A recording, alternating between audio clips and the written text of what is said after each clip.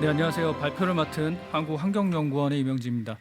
오늘 발표를 들으면서 일단 우선 발표의 기회를 주셔서 감사하고요. 오늘 발표를 들으면서 AI와 관련된 여러 가지 개념들에 대한 부분들을 좀 알고 가야 되는 부분도 있고 어려운 부분도 사실 많습니다. 특히나 저는 지구 AI라고 하는 것에 대해서 좀 더 정의를 내리고 그 연구가 저희 KI에 어떻게 적용되고 활용되고 있는지, 그리고 앞으로 어떻게 발전해 가야 되는지에 대한 부분들을 말씀드리도록 하겠습니다. 네, 발표의 순서는 다음과 같습니다. 먼저 낙동강 패널 유출 사건이 발생했을 때와 비교해서 지금은 환경, 기후 이슈라고 하는 것이 발생하는 원인에서도, 대응하는 기간에서도, 그 발생하는 피해 범위에서도 다차원 공간적으로 확대됐다는 것에 대해서는 이견의 여지가 없습니다. 특히나 기존에 발생했던 환경 이슈들이 로컬 차원의 문제라고 하면 지금은 미세먼지와 같은 월경성 문제부터 기후위기, 기후 대응과 같은 전 세계적인 글로벌한 문제까지 확대되고 있습니다. 이를 대응하기 위한 ICT 기반 기술의 부분에서는 먼저 2000년대 초반에는 빅데이터라고 했습니다. 그래서 데이터 간의 관계성을 분석하고 그 관계성을 바탕으로 해서 환경 문제에 접근하는 방법이었습니다. 그러나 최근에 들어서는 AI에 대한 기본 개념이 확대되고 있고 오늘 회의도 그런 류의 포럼이 되고 있는 것처럼, 그런데 그것만으로는 문제 해결할 수가 없다는 겁니다. 즉 데이터를 만들어 놓고 AI로 만드는 것이 아니라 AI를 기본으로 생성해서 AI적인 접근을 이루고자 하는 것들이 AX에 대한 부분이 되겠습니다. 먼저 지오 AI에 대한 개념에 대해서 S3에서는 GIS의 발전된 모델이야 라고 정의를 합니다. 그런데 이건 S3의 개념이죠. 저희 지오 AI 데이터 학회에서는, 한국의 지오 AI 데이터 학회에서는 공간 정보에 대한 특징을 파악하는 연구야 라고 합니다. 1960년대 AI라고 하는 개념이 나오고 90년대 2000년대 초반까지 ML이라고 하는 기계학습 개념에서 지금은 기본적으로 DL이라고 하는 딥러닝 계열의 연구를 진행하고 있습니다. 오늘 발표에서는 여기에 대한 얘기를 조금 더 드릴 거고, 또한 앞서 최 센터장님께서 제너레이션, 생성형 AI에 대한 부분들의 말씀을 드렸고, 이 부분이 지금 현재 KI에서 어떻게 연구되고 있는지에 대해서 말씀드리겠습니다. 또한 본 정부의 AI의 화두는 크게 두 가지입니다. 하나는 전환입니다. GPU 쓰지 말고 NPU를 쓰고 국산 NPU를 써보자. 또 하나는 세분화입니다. 세분화는 온보드 AI를 만들고 NPU 기반의 온보드 AI를 만들고 물리 피지컬 AI를 만들어서 모든 이슈에 대응해서 AI를 적용해 보자라는 겁니다. 이 부분에 대해서 저희 연구원이 나아갈 방향에 대해서 말씀을 올리겠습니다. 말씀드렸다시피 오늘 발표에서 듣고 싶지 않아도 들어야 되는 것들 중에 하나가 데이터 얘기입니다. 사실 데이터에 대한 부분은 어떻게 만들 것이냐, 지금 AI가 있으니까 모든 데이터가 될 것 같지만 사실은 그렇지 않습니다. 그렇기 때문에 데이터를 생성하고 데이터를 만들고 데이터를 활용하고 그에 대한 결과를 추론하고 의사결정하는 것까지가 AX에 대한 얘기로 귀결이 될 것 같습니다. 이에 대한 말씀을 좀 상세히 드리겠습니다. 기존에 저희 한국환경연구원에서 연구를 진행하는 과정에서 첫 번째 AI에 접근할 때는 기본적으로 데이터입니다. 자, 이제 어떻게 AI 데이터를 만들 것이냐라는 부분입니다. 예산과 시간은 한정되어 있습니다. 우측에 보이는 빨간색을 fine이라고 합니다. 모든 데이터에 대해서 아주 정확한 데이터를 만들 것이냐, 모든 외곽 정보를 정확히 따고 석공 레이블을 정확히 해서 얘를 인지시키는 AI 학습 데이터를 만들 것이냐, 또는 특정 부분에 대해서는 어느 정도 AI가 자동적으로 인지시킬 수 있고 시간적인 부분과 예산 부분에서 좀 줄일 수 있는 부분에 커서 AI 데이터를 만들 것이냐가 먼저 시작이었습니다. 분명히 결과론적으로 얘기하면 AI 애큐러시 부분에서 얘기한다라고 하면 fine 좋습니다. 그러나 그렇게 모든 데이터들을 다 만들 수 없다는 것이 현실이고, 이 데이터를 어떻게 유기적으로 만들어서 어디까지 활용해서 쓰는 것이 결과론적인 부분에서 효율적인 부분까지 될 것이냐라고 하는 연구를 처음 시작했습니다.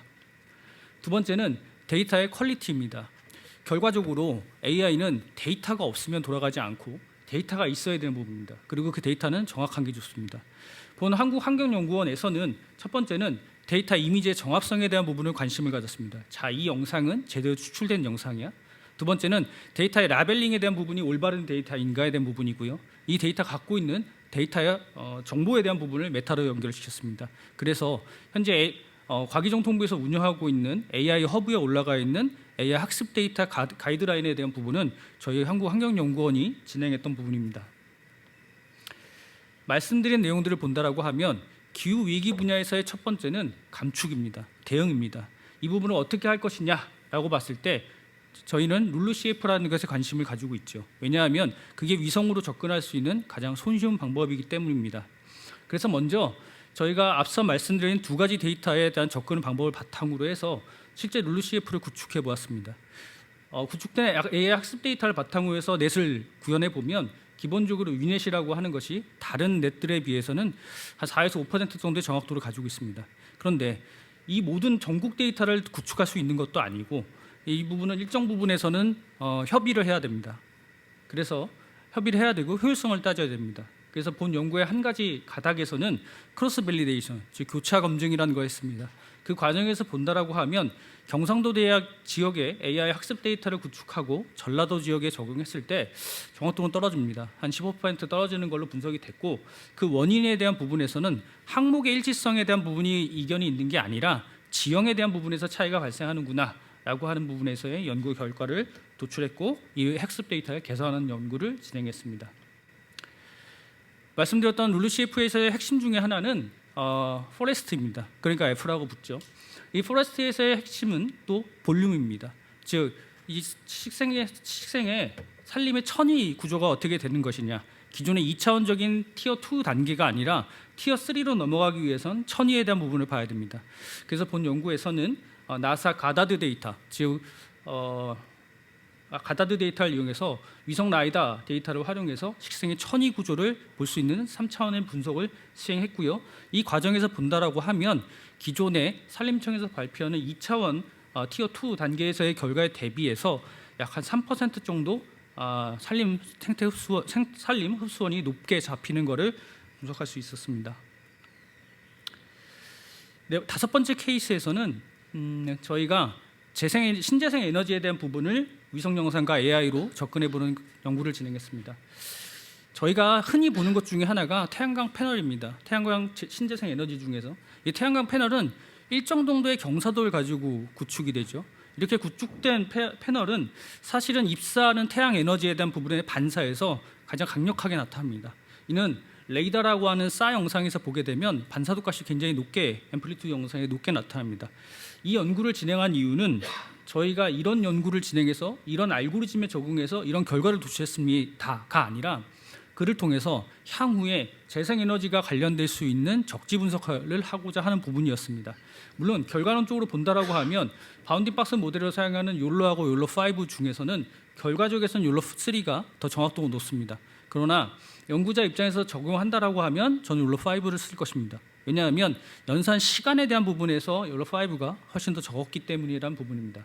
그래서 이런 결정을 내릴 때 저희 본 연구 결과를 활용할 수 있는 가능성이 있습니다. 여섯 번째 케이스에서는 기후변화 시나리오, 미래 기후변화 시나리오와 과거 발생했던 기후재해에 대한 부분을 투영해 보았습니다. 실제로 광화문이라든가 강남 지역에서는 2000년대 초반에 침수 피해가 많이 발생을 했고요.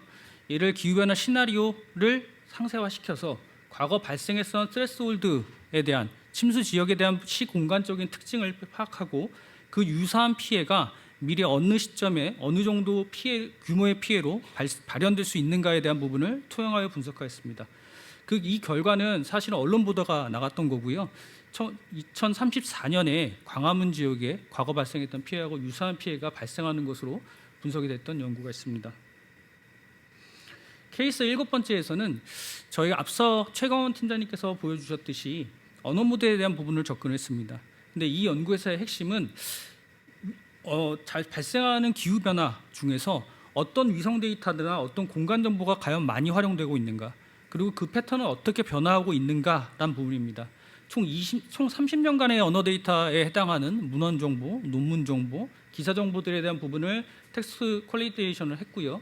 그에 대해서 프리퀀시 레이쇼, 네트워크 어널리스트 등등과 같은 마이닝 작업을 수행했습니다.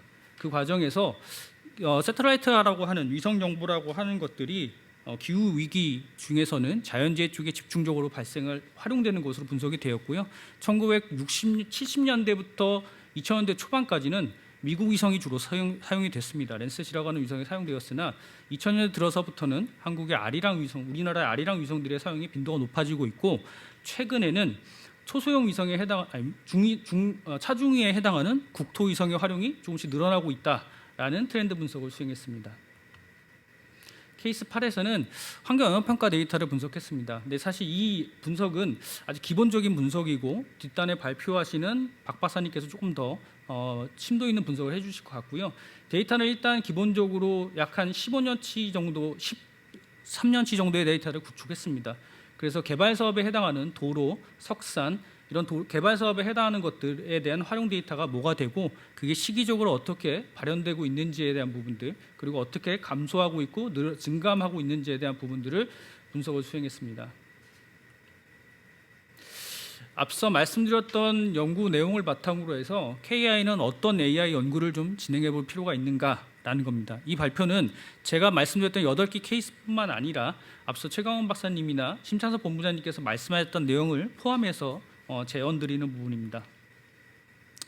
가장 기본적으로는 정책이라고 하는 것을 AI로 구현해야 됩니다. 그런데 그 과정은 단순히 AI로 만들 수는 없습니다. 왜냐하면 이미 수많은 데이터는 AI를 고려하지 않고 정책 데이터들이 구축이 되었기 때문입니다.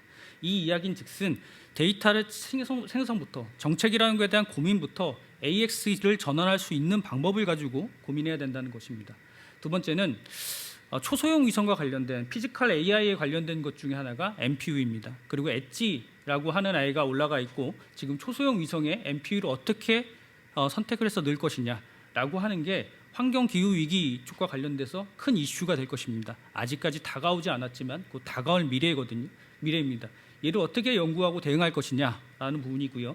앞서 말씀드렸던 KI의 연구, AI 연구 역량을 가지고 ODA를 통해서 글로벌에 대해서 컨트리뷰션 기여를 해야 되는 부분이 있습니다. 이 부분에 대한 부분을 조금 더 정리를 하면 먼저 로컬 엔바이러먼탈 플래닝이라는 부분이 있습니다. 이런 지역 환경 보전 계획이라고 하는 부분이고요. 2002년에 의무화됐습니다. 그리고 또 올해는 AI 기본법이라는 하는 것이 제정이 되고 실행이 됐습니다. AI 기본법에는 명시되어 있는 것이 공공 영역에서의 AI를 먼저 선도적으로 진행하고 이 영역에서의 효과성을 가지고 확대하게끔 되어 있습니다. 이 관점에서 본다라고 하고 2002년에 의무화되고 있는 지역환경 보건 계획, 지역환경 계획에서도 역시 수많은 데이터들이 쓰입니다. 즉 이 아이는 22년도에 의무화되면서 지금 현재 핫하게 지자체에서 정책으로 발굴해내고 있고 계획을 수립하고 있습니다. 여기에 AI를 적용시키고 이 과정 자체를 AI로 전환한다라고 하면 아마 저희가 생각하는 지금 많이 진행되어 있는 정책 부분들이 따라갈 수 있는 효과를 낼 수 있는 것이라고 생각합니다. 또한 이 AX로 전환하는 연구, 그 지역환경 보전 계획에서의 연구가 잘 선행이 되면 다른 연구, 다른 기관, 다른 부처의 연구에도 확대될 수 있는 부분이 되겠습니다. 두 번째는 경기 기후 위성이 25년도 작년에 발사됐습니다. 그리고 지금은 서울시, 부산시, 전주, 셋 등과 같이 초소형 위성이라고 하는 것들이 계속해서 발사를 예정하고 있습니다. 기존에 우리가 알고 있는 아리랑 시리즈, 그리고 차중이라고 하는 국토 위성, 농업 위성, 수자원 위성 등과 같은 위성들과 더불어서 이제 우리에게 다가온 것은 초소형 위성입니다. 이 초소형 위성은 GPU가 아닌 NPU를 달고 올라가게끔 설계가 되어 있습니다. 그럼 이게 환경 쪽이나 기후 쪽에 어떤 영향을 주느냐라고 하면 기본적으로는 위성 운영에 대한 부분에서 변화가 생깁니다만 두 번째는 기후 쪽에서 본다라고 하면 데이터 획득 방법이 달라집니다. 관심 있는 영역에 대해서 집중할 수 있는 건 당연하고요. 그 시기라든가 접근하는 방법이라든가 데이터를 처리하거나 자체 NPU에서 위성에서 처리해서 영상을 다운로드할 수 있는 형태 쪽으로 변화가 됩니다. 이 부분은 다가올 미래이기도 하고요. 큐브 위성이라고 하는 것들, 그리고 앞으로 조만간에 저희가 활용해야 되는 데이터에 대한 부분이기 때문에 저희 연구원에서의 연구 방향으로서는 제안을 드립니다. 마지막으로 글로벌 ODA에 대한 부분입니다. AI와 관련돼 가지고는 아직까지 우리나라가 3대 강국에 해당할 정도의 데이터를 처리하는 역량들이 있고요. 이 데이터들을 처리하는 부분에 대한 결과 부분도 잘 도출되고 있습니다. 그런데 이게 개도국에 가게 되면 사실은 데이터를 저희는 지금 AI니 AX니에 대한 얘기를 하지만 사실 그렇게 데이터들이 구축되어 있는 부분들도 없습니다. 그리고 이 아이에 대한 부분에서 분석할 수 있는 역량이 부족한 것은 마찬가지고요. 저희 우리나라의 인터넷 환경이 너무 좋아서 GPT를 쓰거나 클로드를 쓰는데 문제가 없습니다만 사실 다른 나라에서 그렇게 접근하는 건 쉬운 일이 아닙니다. 그렇기 때문에 저희 KA가 갖고 있는 AI 기술력을 가지고 글로벌의 ODA에 대한 부분으로서 컨트리뷰션을 해야 되는 부분이 필요하다고 생각합니다. 네, 본 발표를 여기까지 마치겠습니다.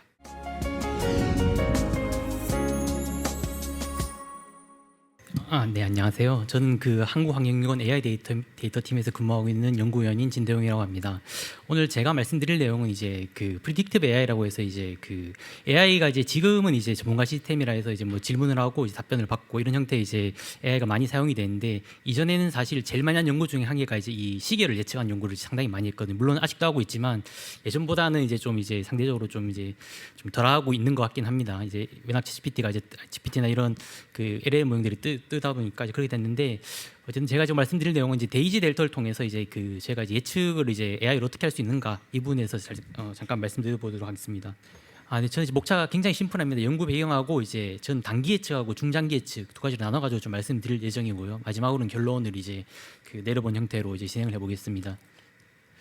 일단 연구 배경은 아까 이제 심창석 박사님도 말씀해 주셨는데, 이제 미세먼지 농도가 저희가 전반적으로 이제 떨어지고 있는 추세이긴 합니다. 떨어지는 추세이긴 한데 고농도 현상이 좀 지속적으로 발생은 하고 있어요. 2024년, 2025년 같은 경우에는 이제 상당히 그 좋았는데 이제 올해는 또 이제 좀 고농도가 좀 발생을 하는 것 같습니다. 그리고 이제 두 번째는 이제 AI 기술이 활용성이 확대되면서 저희가 이제 활용할 수 있는 분들이 좀 더 많아졌다는 점하고, 그 AI 예측이 제가 그 예측이 기술적으로는 굉장히 많이 활용되는데 정책 분야에서는 굉장히 좀 활용이 좀 안 되는 부분들이 있었는데, 이런 부분들을 좀 이제 보완할 수 있는 방안이 없을까 하는 부분이 이제 연구 배경이었습니다. 그리고 마지막으로 이제 제가 이제 분석한 지역이 충남 지역인데, 이제 충남 지역을 분석한 이유는 이제 오염원이 이제 밀집되어 있는 부분도 있고, 그리고 외부 영향도 많이 받고 이런 부분들 때문에 전반적으로 해서 충남 지역을 설정을 했습니다. 제가 결과로 보여드린 건 충남 지역제 한 개 측정소만 일단은 결과를 전달드릴 예정입니다. 제가 이제 시길 예측이라 하면 이제 그 모형이 굉장히 많아요. 굉장히 많은데 저희가 이제 전통 이제 통계적 모형이라면 뭐 회귀 분석 이런 것들 한 번씩 들어보셨을 겁니다. 이제 그런 부분들이 있고, 그리고 이제 가장 이제 지금도 이제 많이 쓰고 이제 그 계속 이제 많이 쓰고 있는 LSTM 이제 모형이란 게 있는데 그걸 이제 오늘 제가 적용한 사례를 보여드릴 거고요. 그리고 또 이제 최근에 이제 많이 하는 방법 중에 한 개가 이제 그 LLM을 사용을 하게 되면서 LLM이랑 이제 이 시계열 모형이랑 결합한 연구들이 좀 많이 일어나고 있습니다. 대표적인 그 연구로 이제 타임 LLM이라는 모형이 있는데, 이거에 대한 제가 이제 그 내용을 잠깐 이제 말씀드리도록 하겠습니다. 먼저 단기 예측인데요. 단기 예측이라고 하면은 저희가 그 시간은 이제 어떻게 하냐는 문제에 따라 다르겠지만, 보통 이제 제가 대기질 예측이라면 1시간, 뭐 4시간, 1일, 3일, 7일 뭐 정도까지를 뭐 단기 예측이라고 제가 생각을 해볼 수 있을 것 같습니다. 단기 예측 같은 경우에는 제가 입력 변수들, 뭐 여러 가지 기상 변수라든지 대기오염 물질에 관한 변수들을 통해서 그 예측이 가능합니다. 예측이 가능하고 제가 흔히 말하는 딥러닝이나 머신러닝 방법들이 유효하고, 근데 이제 중요한 거는 저희가 이제 뭐 방법론들이 굉장히 많이 나오잖아요. 많이 나오는데 막상 해보면 이제 방법론에 따른 차이는 그렇게 크진 않습니다. 크진 않고 오히려 이제 입력 변수를 제가 어떤 걸 입력하느냐 이거에 따라서 차이가 더 많이 납니다. 그런 분들을 미리 말씀드릴 수 있을 것 같습니다. 제가 데이터 이제 분석 사례를 잠깐 이제 보여드릴 예정인데요. 일단 저는 이제 시간 단위 데이터를 사용을 했고요. 그리고 입력 변수는 에어코리아 대기질, 그리고 이제 기상청의 총괄 관측 데이터, 기상 관측 데이터, 그리고 이제 AQI CN에 보면 이제 중국 대기질 데이터가 있습니다. 이건 근데 안타깝게도 1단위 데이터밖에 없어가지고 1단위 데이터 이제 좀 넣었고요. 그 출력 변수로는 이제 그 대기질 예측을 하는 거죠. 대기질 변수 PM2.5가 이제 들어가는 형태로 되겠습니다. 데이터 시간 보면 2015년, 23년은 학습으로 쓰고 2024년, 25년 테스트. 이거는 이제 제가 옛날에 저희 스님에서 한 연구를 조금 이제 최신 데이터로 좀 교체를 해서 좀 예측한 결과를 전달드린 겁니다. 일단 하기 전에 보통은 저희가 이제 데이터 분포를 확인합니다. 분포를 확인해 보면은 이건 이제 가로축은 이제 그 입력 변수들, 뭐 저기 보이는 NO2나 SO2나 이런 그 입력 변수들이 되고, 세로축은 이제 PM2.5 농도 데이터가 됩니다. 그러니까 여기서 관찰을 한 결과를 보게 되면은 NO2가 높아질수록 이제 PM2.5가 높아진다. 이걸 이제 제가 전반적으로 확인해 볼 수가 있죠. 마찬가지로 이제 그 SO2도 마찬가지긴 한데 조금은 이제 NO2보다 이제 선형성은 좀 덜한 형태로 비선형적으로 좀 증가한 형태를 확인할 수 있습니다. 중국 대기질 같은 경우에는 저희가 보시면은 좀 낮았을 때는 이제 그 영향을 안 미치다가 중국 대기질 농도가 높아지면은 이제 영향을 좀 많이 미치는 형태로 좀 비선형적으로 2차 함수 형태로 좀 증가하는 형태로 좀 영향을 미치는 것을, 우리나라에 영향을 미치는 것을 확인해 볼 수 있습니다. 마찬가지로 이제 저희 상식하고 부합하게 이제 그 강수량이 높을수록 미세먼지 농도 떨어지고, 그리고 이제 그 풍속이 높을수록 미세먼지는 떨어지고 기온 같은 경우에는 이제 10도까지는 이제 그 미세먼지 농도가 증가하다가 그 이후에는 이제 떨어지는 그 겨울처럼 봄하고 이제 겨울에 조금 이제 높은 현상이 나타나는 그런 현상들을 기온 변수로 좀 대변을 해준다고 보시면 될 것 같습니다. 예측을 할 때는 제가 데이터를 이제 아래 같이 표 형태로 정리한 방법도 있고 여러 가지 방법이 있는데 저는 가장 심플하게 그 표 형태를 정리를 하되 주변의 영향을 반영하기 위해서 주변 측정소에서 관련성이 높은 측정소를 저희가 그 통계적으로 계산을 해서 이제 한 두세 개 정도를 이제 입력을 해서 넣었고 그 중국 대기질 농도 여기서는 이제 선양 지역하고 베이징 지역을 넣어서 이제 제가 예측을 했습니다. 그리고 이제 입력 형태는 이제 앞쪽에 이제 지금 예시는 3일인데 제가 실제로 할 때는 더 많이 넣긴 했는데 앞쪽에 3일 1시, 2시, 3시 데이터를 넣어서 이제 4시의 데이터를 예측한다. 4시를 예측한다. 이런 형태로 이제 이루어진다고 보시면 될 것 같습니다. 여기 쓴 이제 모형은 이제 LSTM이라는 모형인데요. LSTM은 이제 가까운 시점이 될수록 미래 예측이 많이 반영한 형태입니다. 이게 어떻게 보면 되게 상식적이죠. 왜냐하면 저희가 내일의 미세먼지를 예측하는 데 있어서는 당연히 오늘의 미세먼지 영향이 가장 클 것이고 그보단 좀 영향이 덜하지만 이틀 전도 영향을 미칠 것이고 그다음에 3일 전이 이제 영향을 미칠 것이고 이런 식으로 되는 게 이제 일반적인 이제 그 미세먼지의 영향이라고 볼 수 있잖아요. 볼 수가 있는데 저희가 만약에 이제 일주일 전에 이제 굉장한 고농도 미세먼지가 발생했다고 생각을 해보면은 이건 이제 물론 이제 시간이 좀 떨어져 있지만 그렇지만 저희가 내일 예측이 있어서 어느 정도 좀 중요성이 이제 필요하기 때문에 이럴 때 이제 어텐션이라는 이제 메커니즘을 써서 과거의 데이터 중에 중요한 것들을 좀 반영해서 예측이 한다 이렇게 하는 이제 방법이 있다라고 이제 이해해 주시면 좋을 것 같습니다. 그래서 이 방법을 사용해서 예측을 했고요. LSTM을 써서 예측을 했고. 제가 이제 그 예측의 성능을 비교할 때 RMS 지표를 쓰게 되는데 이건 이제 실제 값하고 예측 값의 차이를 계산해서 이제 평균적으로 얼마인가 이걸 계산한 부분이고요. 그리고 이제 이걸 저희가 비교할 때는 이제 여러 모형들로 비교를 할 수 있는데 모형을 비교한 건 여기서는 하지 않고 제가 그냥 표준 편차하고 저희가 이제 비교를 하기도 합니다. 이게 표준 편차 왜 비교를 하냐면은 표준 편차 같은 경우는 저희가 이제 평균 값을 이제 예측 값으로 사용을 한 형태랑 비슷하거든요. 저기 보시다시피 수시에 보시면은 예측 값이 yi 해시 이제 그냥 y 바로 이제 그 대치된 거라고 보시면 될 것 같습니다. 그래서 평균 값이랑 비교했을 때 얼마나 예측이 향상됐는지 이걸 보는 겁니다. 평균이 저희가 이제 아무것도 아닌 것 같지만 결국은 이제 아무 정보가 없을 때 최선 예측 값이라고 볼 수 있기 때문에 이걸 비교해서 보면 이제 된다고 보시면 될 것 같습니다. 제가 1시간 예측을 해보면은 거의 이제 일치합니다. 예측이 잘 됩니다. 굉장히 잘 되고 저기 이제 100 넘는 부위에 이제 그 굉장히 고농도인 부분이 있는데 이런 부분들도 예측이 이제 굉장히 잘 되는 것을 확인할 수 있습니다. 근데 4시간이 되면 이제 예측이 어느 정도 되긴 한데 좀 고농도가 있는 부분, 이런 부분들은 좀 예측이 좀 안 되기 시작이 되고 12시간 지나면은 상당히 이제 농도가 높은 부분이 이제 갈수록 예측이 안 되기 시작해요. 시작을 하다가 이제 2시간, 4시간 되면 이제 좀 많이 이제 정확도가 떨어지기 시작해요. 떨어지기 시작하다가 이제 72시간 되면 제가 평균으로 그냥 이제 그 답을 줘버립니다. 이 말은 무슨 뜻이냐면은 저희가 3일이 지나버리면은 제가 예측이 아예 안 된다는 소리예요. 이제 저희가 가진 데이터로는 예측을 할 수 없다는 소리고 보통 이제 모델이 이제 예측을 할 수 없을 때에는 이제 가장 이제 좋은 이제 예측치를 내는 방법이 이제 평균을 예측하는 겁니다. 왜냐하면은 평균을 예측해 버리면 그래도 이제 평균 말 그대로 평균을 하는 거잖아요. 그렇기 때문에 3일치는 예측이 안 되기 때문에 저희가 만약에 이제 미세먼지의 단기에 대한 대책을 세울 때에는 이틀까지 이제 저희가 이제 고려해서 정책을 세운 형태로 진행을 해볼 수 있겠다라고 이제 이해를 해볼 수 있을 것 같습니다. 근데 이거는 제가 이제 그 시간 단위로 예측을 한 거잖아요. 각 24시간 뒤에 예측을 하면은 딱 24시간 이제 고점에 대한 예측을 해야 되는데 그렇게 하면 이제 예측 그 난이도가 굉장히 높습니다. 그래서 제가 이제 그 평균 예측으로 좀 낮춰가지고 1일 예측으로 이제 일평균 예측으로 하면은 1일 예측도 어느 정도는 됩니다. 어느 정도 되고 물론 이제 아주 높은 지점에 대해서는 좀 잘 안 된 경향이 있지만서도 어느 정도 따라간 경향을 볼 수가 있습니다. 근데 72시간을 하게 되면은 이것도 거의 평균에 가깝게 예측하거나 아니면 평균에서 아주 이제 조금만 움직이는 형태로 예측이 이제 거의 안 되는 형태로 된다고 이제 보시면 될 것 같습니다. 그래서 이제 단기 예측이 이제 지속 가능한 범위는 이제 한 이틀 정도라고 이제 보시면 될 것 같습니다. 7일로 하면 이제 거의 안 된다고 보면 될 것 같고요. 거의 뭐 평균에 붙여서 움직인다 보시면 될 것 같고요. 그리고 이제 저희가 이제 타임 LLM을 써서 이제 예측을 할 수가 있는데 요거는 이제 기존의 예측 방법과 다른 것은 뭐냐면은 저희가 이제 보통 이제 데이터로 이제 예측을 한다면은 과거에 수치 데이터로 이제 예측을 하지 않습니까? 근데 이 타임 LLM 같은 경우는 전문가 도메인 지식을 넣어서 이제 예측을 할 수가 있어요. 저희가 이제 만약에 충남 지역에 대한 여러 가지 지식들이 있잖아요. 뭐 화력 발전소가 많고 이런 지식들이 있으면 요것들을 이제 프롬프트로 반영을 해서 LLM 이제 미래의 수치를 예측하는 형태입니다.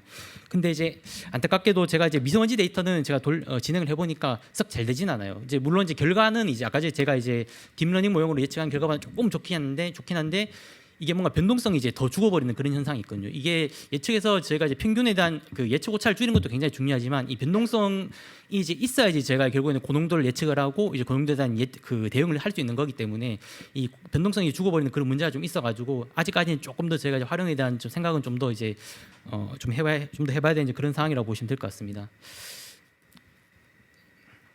그래서 좀 시간이 좀 많이 됐는데요. 그래서 이제 제가 그 단기 예측에 대해서는 이렇게 간단히 좀 정리를 드리고요. 이제 중장기 예측에 대해서 좀 아까 말씀드리겠습니다. 중장기 예측 같은 경우에는 뭐 1개월, 1년, 3년, 5년 이렇게 돼야 되는데 이건 이제 입력 변수하고 출력 변수 사이 이제 관계를 통해서 예측이 불가능합니다. 그래서 사실 저희가 단순 통계 모델 수준의 평균 예측만 기본적으로 가능을 하고 그래서 딥러닝 도입의 필요 가능성은 저는 좀 낮다고 생각을 하는 편입니다. 물론 이제 뭐 전 세계 데이터 다 있거나 뭐 이러면 좀 얘기가 달릴 수 있습니다. 저는 이제 제가 말씀드린 건 저희 측정소 데이터 그리고 중국 데이지 데이터 이 정도 수준에서 분석을 했을 때는 좀 이제 한계가 있다는 것이고 이럴 때는 결국에는 기존의 지식이라든지 기구축된 시나리오 등을 좀 활용을 잘 해야 되는 문제가 있는데 제가 이제 좀 이제 중장기 예측에 눈여보고 있던 거는 저희가 AI 모델하고 LM 모델 이제 LM 모델을 좀 활용해 보자는 겁니다. LM 모델이라는 거는 기본적으로 제가 여러 가지 이제 차이점이 있지만 기본적으로 LM 모델은 단편적인 데이터 힌트만으로도 뭔가 이제 그 수행이 가능하다는 부분이 저는 굉장한 장점으로 이해를 했습니다. 이해를 했고 그리고 이제 수치뿐만 아니라 텍스트에 대한 지식을 아까 이제 타임LM 보시다시피 어쨌거나 이제 예측을 할 수 있는 그 근거는 제공을 해주니까요. 그 텍스트 시기를 이제 넣을 수 있다는 부분이 있을 것 같고 다만 아직까지 LM 모델은 이제 시기 자체적으로 시계를 예측 모든 능력은 이제 거의 없다고 보시면 될 것 같습니다. 그리고 이제 또 이제 상황 변화력 측면에서 봤을 때 새로운 상황에 이제 문맥으로 이제 바로 반영이 가능한 부분 이런 부분들 LLM 모델이 이제 기존 모델과 좀 차이점이라고 볼 수 있을 것 같은데 제가 한번 몇 가지 테스트를 좀 해봤습니다. 이제 요건 이제 뭐냐면은 저희가 이제 과거의 미세먼지 농도 있잖아요. PM2.5 농도를 물론 지금 연단위 데이터긴 하지만 연단위 데이터로 넣어서 이게 어느 정도 예측이 가능한가 시계 그 LLM 모델로 테스트를 해보면은 그 제가 로그 회기 모형은 이건 제가 이제 베이스라인으로 좀 비교를 해보기 위해서 이제 그 입력으로 그 예측을 한 결과라고 보시면 될 것 같은데 이건 저희가 이제 미세먼지 농도가 떨어진 추세이기 때문에 기본적으로 떨어진 추세로 이제 나오는 것을 확인할 수 있습니다. 그런데 다른 모형들 뭐 제가 많이 쓴 GPT 5.5, 뭐 GPT 5 그리고 이제 뭐 오픈 모델은 이제 젠마4 이런 것들도 있어요. 젠마4하고 이제 딥식, 뭐 QN 이런 내용들을 제가 한 번씩 다 돌려봤어요. 다 돌려봤는데 돌려보면 이제 하나같이 예측이 하나도 안 됩니다. 이건 이제 왜냐하면 이제 LL 모델 자체로는 이제 수치 예측이 이제 불가능한 부분이 있어서 이제 예측이 안 된다고 보시면 될 것 같고요. 혹시 그 챗GPT나 이런 그 제미나이나 이런 데서 이제 수책을 해보신 분들도 있을 것 같아요. 해보신 분들이 있는데 예측이 내가 했을 땐 잘 되던데 여기 왜 안 되는 거지 이런 질문을 하시는 분들도 있을 것 같아요. 그건 이제 왜냐하면은 LM 모델이 기본적으로 이제 안에 이제 코드를 제네레이팅하는 기능이 있어요. 제네레이팅 기능이 있어가지고 제가 시계를 예측을 시키게 되면은 그 안에서 코드를 제네레이팅해서 그걸 통해서 이제 예측을 합니다.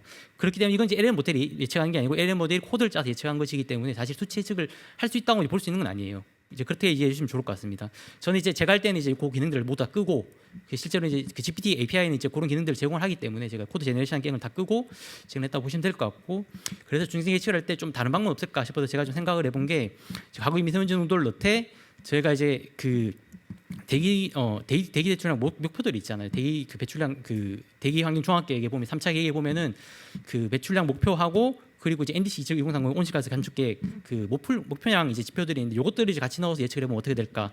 이런 분들을 제가 좀 그 해봤습니다. 근데 사실 이것들 넣어도 예측이 안 돼요. 이거를 이제 조금 이제 반영이 되는데 뭔가 반영되는 게 굉장히 이제 애매하게 반영이 돼요. 어떤 거는 많이 반영되고 어떤 거는 완전히 막 키는가 뭐 50 이상 이렇게 값이 나와버리고 이런 식으로 돼버려 가지고 제가 어쨌거나 베이스라인을 조금 제공할 필요는 있다고 생각을 들어서 이제 베이스라인 아까 로그 얘기한 값으로 제공을 하고 이걸 통해서 수치 조정이라든지 이런 것들 좀 해달라고 이렇게 조언을 하게 되면은 제가 어떻게 이제 프롬프트를 넣었냐면 이제 미래 정책 속도가 과거의 개선 속도를 초과하는 미래라는 정도에 대해서 기준치 조정해달라 이런 식으로 하면은 조정을 해줍니다. 이제 프롬프트는 이제 제가 아까 말씀드린 데이터들을 쭉 다 넣었다고 보시면 될 것 같고요.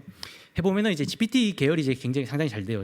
예측이 잘 되는 것 같고 물론 이제 잘 된다는 건 이제 제가 이건 미래의 데이터이기 때문에 예측은 할 수 없지만 저희가 가진 목표나 이런 것들을 봤을 때 어느 정도 이제 부합한다고 이제 볼 수 있을 것 같고 젠마4나 이런 걸 보게 되면 이제 이 젠마4 뒤에 포비라는 게 이제 그 파라미터 숫자거든요. 파라미터 숫자인데 파라미터 숫자가 이제 작은 것들은 이제 오픈 모델을 제가 이제 제 컴퓨터에서 돌리다 보니까 이제 오픈 모델을 좀 작은 것들을 써서 했는데 이런 것들 예측치가 썩 잘 나오진 않는 것 같습니다. 이게 떨어지는 것들이 너무 균일하게 떨어지거나 뭔가 이제 그 정책 이제에 대한 내용들을 이제 반영을 전혀 못하고 이제 그냥 떨어진 형태로 이제 반영이 된다고 보시면 될 것 같습니다. 마찬가지로 이제 Q&A나 이런 것들은 그 반영이 어느 정도 되는데 그래도 이제 상용 모델인 GPT보다는 좀 못한 것을 확인할 수 있었습니다. 결과 도출 이유를 보게 되면은 이제 GPT하고 이제 쭉 보게 되면 2030의 이제 내용들을 보게 되면은 이 전력 감축 부분이 급격해진 시기들을 이제 하향 조정을 하는 그런 패턴이 나타나는데 이런 분들이 그 결과를 보시면 상당히 잘 나타냈습니다. 그리고 이제 젠마4 같은 경우는 이제 파라미터 숫자가 적어서 그런지 몰라도 균일하게 이제 그 비율을 미세먼지 용도를 다운시키는 그런 현상들이 나타났습니다. 마찬가지 QN 같은 경우에는 이제 2026년, 2030년에 적당히 이제 조절을 한 부분이고요. 그리고 이제 두 번째는 저희가 시나리오를 줘서 이제 한번 예측을 해봤습니다. 시나리오들이 이제 여러 가지 뭐 그 정책 시나리오를 세울 수가 있잖아요. 시나리오를 이렇게 제가 임의로 랜덤으로 이제 만들어가지고 소대 수행을 해봤는데 이것도 마찬가지로 상용 모델은 잘 되는데 이제 그 다른 오픈 모델들은 좀 이제 잘 되지 않는 것 같습니다. 물론 상용 모델이 잘 된다는 것도 좀 더 따져봐야 될 문제가 있겠지만 기본적으로 파라미터 숫자들이 굉장히 많은 상용 모델들은 상당히 디테일하게 이제 얘들이 자기들이 왜 이걸 줄였는지 이런 것들을 상당히 좀 잘 이제 알려주긴 하더라고요. 이제 여기서 보면 이제 2030 이제 특단으로 전면 대체 부분을 제가 이제 아까 시나리오에 넣었었는데 그 부분이 이제 가장 큰 감축 요인으로 보게 되고 그 부분을 적극적으로 반영해서 수치를 줄이게 되더라 이렇게 이제 형태로 나오게 되고 마찬가지로 GPT 계열들은 다 그런 식으로 잘 나오게 됐고요. 그 젠마 4V 같은 경우는 전기간에 이제 일괄적으로 이런 식으로 좀 이제 그 세밀하게 관찰 못하는 그런 현상들이 나타났고 QN은 좀 어느 정도 되는데 문제는 이제 이게 그 정책이 이제 그 값이 떨어진 거나 정책이 이제 그 이유가 이제 어느 정도 일치를 해야 돼 근거가 일치를 해야 되거든요. 일치를 해야 되는데 QN 같은 경우는 좀 일치하지 않는 부분들이 좀 많이 나타났습니다. 그래서 보면은 아직까지 상용 모델이 이제 좀 이런 부분들이 예측에 있어서는 좀 유리하고 그리고 이제 어느 정도도 이제 가능한 부분이라고 이제 저는 이제 한계 전문가로 본다면은 뭐 예측을 조금이라도 할 수 있지 않는 도움을 받을 수 있지 않는 부분이 있지 않나 생각을 하고 있습니다. 제가 좀 내용을 좀 많이 준비하다 보니 이게 좀 시간이 좀 길어졌는데 좀 빠르게 끝내겠습니다. 죄송합니다. 네. 그래서 이제 단기 예측을 보면 1, 2 예측은 신뢰적 정확성을 달성을 했고 단기 집계 구간 측정에서 정책 보완이 가능하다라는 부분이 있을 것 같고 다음에 3일 예측은 이제 예측 신뢰도가 급락하게 되고 이런 부분들은 저희가 이제 예측이라기보다는 정책적 개선이 실증적으로 필요하다라는 부분 역설적으로 좀 말해주고 있는 게 아닌가 생각이 들기도 합니다. 그 중장기 예측은 이제 그 LLM 모형은 단순 통계 수준의 평균 예측은 이제 그 기본적인 AI 모델은 단순 통계 수준의 평균 예측은 가능한데 그 저희가 LLM 모형을 이용하면은 정성적 전문가 지식을 정량 수치를 수신할 수 있는 유일한 수단이라고 저는 생각을 하고 있고 그리고 이제 LLM은 시결 예측은 좀 어렵지만 정책 해석 후 이제 수치 적용은 가능하다. 이런 분들을 제가 좀 말씀드릴 수 있을 것 같습니다. 네, 발표가 길어서 죄송합니다. 네, 발표를 여기서 마치도록 하겠습니다. 네, 감사합니다.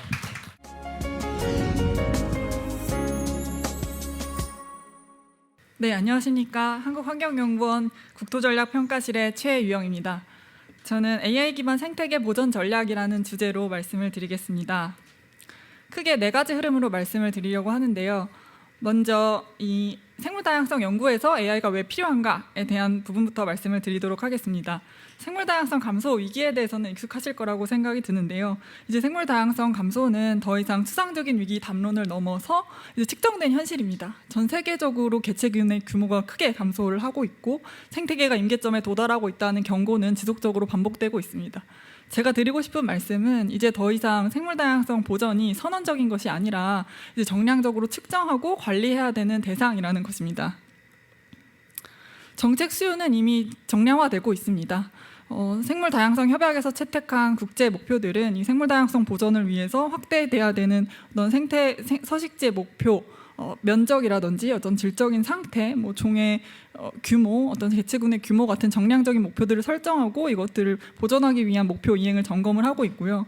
기업들도 기업들의 활동이 실제 이런 자연 환경에 어떻게 영향을 미치는지 정량적으로 측정해서 보고하도록 요구를 받고 있습니다. 정책 실무적으로도 기준선을 설정하고 변화가 어떻게 되는지 이행을 성과를 평가할 필요성이 확대되고 있습니다. 그런데 그에 반해서 현장 조사 중심의 기존 조사 체계들은 여러 가지 한계점들이 있습니다. 인력과 시간에 의존하기 때문에 조사할 수 있는 범위가 제한적이고 그러다 보니까 넓은 영역을 오랜 시간 동안 반복적으로 조사하는 데는 한계가 있습니다. 그래서 정량적인 정보를 생산하고 이것이 정책적으로 연결되기에는 여러 가지 한계점들이 있고 즉 이런 정책적인 수요는 조금 더 정량화되고 세밀한 정보를 요구하는 반면에 이 정보를 생산하는 방식, 자료를 생산하는 방식은 아직 그 속도를 따라가지 못하고 있다. 전 이런 간극에서 AI의 필요성이 있다라고 생각을 하고 있습니다. 앞서 발표에서 말씀 주셨던 것처럼 이런 관측 데이터들이 폭증하고 AI 분석 기술이 성숙하고 또 이런 데이터들을 모으고 연결하는 데이터 인프라도 확산되고 있습니다. 이러한 시점에서 저는 이제 이 생물다양성, 이런 생태계 연구에서도 AI 모니터링이 본격화되는 시점에 있다라고 생각을 하는데요. 그래서 구체적으로 이 생태 연구 분야에서 AI가 어떻게 활용되고 있는지 좀 주 연구 사례들을 소개해 드리도록 하겠습니다. 정말 다양한 분야에서 AI가 활용이 되고 있는데요. 그것을 조금 이해하시기 쉽게 정책적인 활용의 관점에서 모니터링이 대답해야 될 4가지 질문을 중심으로 좀 정리를 해보았습니다. 먼저 현황 파악입니다. 그래서 무엇이 어디에 얼마나 있는지, 생물 다양성이 어떻게 변화하고 있는지 변화를 감지하는 영역. 그러면 무엇이 이 변화를 일으키는가 하는 압력 평가에 대한 부분, 앞으로는 어떻게 될 것인가, 예측 영역으로 나눠서 AI가 어떻게 활용되고 있는지를 좀 소개해드리도록 하겠습니다. 먼저 현황 파악 영역입니다. 현황 파악은 단순히 어떤 종이 어디에 있다에서 끝나는 것이 아니라 어떤 서식처의 상태는 어떤지, 생태계에 대해서 좀 다층적인 진단을 하는 것입니다. 그리고 여러 가지 관측 도구들은 이런 생태계의 상태를 다각도로 읽어내는 수단이라고 할 수 있습니다. 먼저 위성과 항공 영상 같은 경우에는 좀 광역적인 관점에서 토지 피복을 분류한다든지 광역적인 서식지의 변화를 탐지할 수 있습니다. 데이터 처리 기술이 고도화되면서 전 세계의 토지 피복도를 굉장히 고해상도로 준실시간으로 제공하는 플랫폼들도 운영이 되고 있고요. 드론은 위성이 포착하지 못하는 조금 국지적이고 세밀한 정보를 탐지하는데 용이합니다. 그래서 여러 가지 센서를 탐지해서 식생의 구조라든지 어떤 개체를 정밀하게 탐지하는데 빠르게 활용이 되고 있고, 카메라 트랩 같은 경우에는 지상에 카메라를 설치해서 촬영되는 이미지나 영상을 분석해서 AI가 자동으로 종을 식별하거나, 최근에는 이런 개체들의 어떤 행동 패턴이나 어떤 무늬 이런 것들을 식별해서 이 개체를 재식별하는 시도까지 이루어지고 있습니다. 음향 센서는 이 생물들이 내는 소리를 녹음하고 그걸 시각화해서 분석하는 기술입니다. 그래서 AI가 이 시각화된 자료를 분석해서 이것이 어떤 종이 내는 소리인지, 어떤 시간대에서 이런 활동이 이루어졌는지, 이런 비침습적이고 장기간의 모니터링이 용이한 기술이 되겠습니다. 이 DNA는 물이나 토양 시료에서 채취한 DNA를 AI가 분석해서 이게 어떤 종에서 나온 DNA 시료인지를 채취하는 방식이고요. 시민과학은 데이터를 관측하는 수단은 아니지만 이런 시민들이 촬영한 사진이나 관찰 기록들을 AI가 분석해서 이런 자동으로 종을 식별하거나 오류를 검토함으로써 이런 분포 자료를 보완하는 역할을 담당하고 있습니다. 이제 여기서 중요한 점은 각 도구가 잘하는 점은 다르다는 것입니다. 그리고 AI가 해야 되는 핵심 역할은 단순히 이런 분류를 잘하는 것을 넘어서 이렇게 서로 다른 관측 자료들을 좀 통합하고 이것들의 편향을 보정하고 이게 정책적으로 좀 유의미한 정보로 활용하는데, 이런 정보를 생산하는 데 있다라고 생각을 합니다. 다음은 변화 감지 영역입니다. 이런 시계열적인 영상을 분석함으로써 서식지가 어디에서 언제 변화를 했는지를 추적하는 이런 플랫폼들이 운영이 되고 있기도 하고요. 또 이런 관측 자료가 잘 구축이 된 조류종과 같은 경우에는 이런 주별 단위, 월별 단위로 종별 분포가 어떻게 변화하는지 이걸 통해서 이동 경로나 서식지의 변화를 추적하는 플랫폼들이 운영되고 있기도 합니다. 또 단순히 무엇이 변하는가 뿐만 아니라 언제 이런 변화가 일어나는가, 조류종의 이주 시기가 언제인지, 이런 생물의 개화 시점이 어떻게 변화되는지 이런 것들을 변화 감지하는 영역에서도 AI가 활발하게 활용이 되고 있습니다. 압력 평가는 단순히 산림 손실이 발생했다를 넘어서 이 손실이 왜 발생했느냐를 예측하는 영역입니다.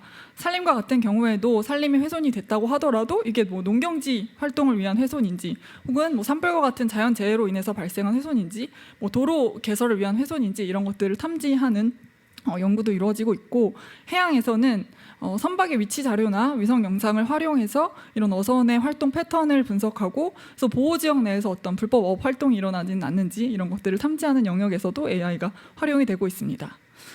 외래종도 굉장히 중요하게 관리돼야 되는 대상인데요. 이런 시민들이 촬영한 이런 영상을 분석해서 외래종이 어디에 있는지, 보호 지역으로 유입되거나 확산되지는 않는지 조기 탐지해서 관리하는 부분에서도 활용이 되고 있습니다.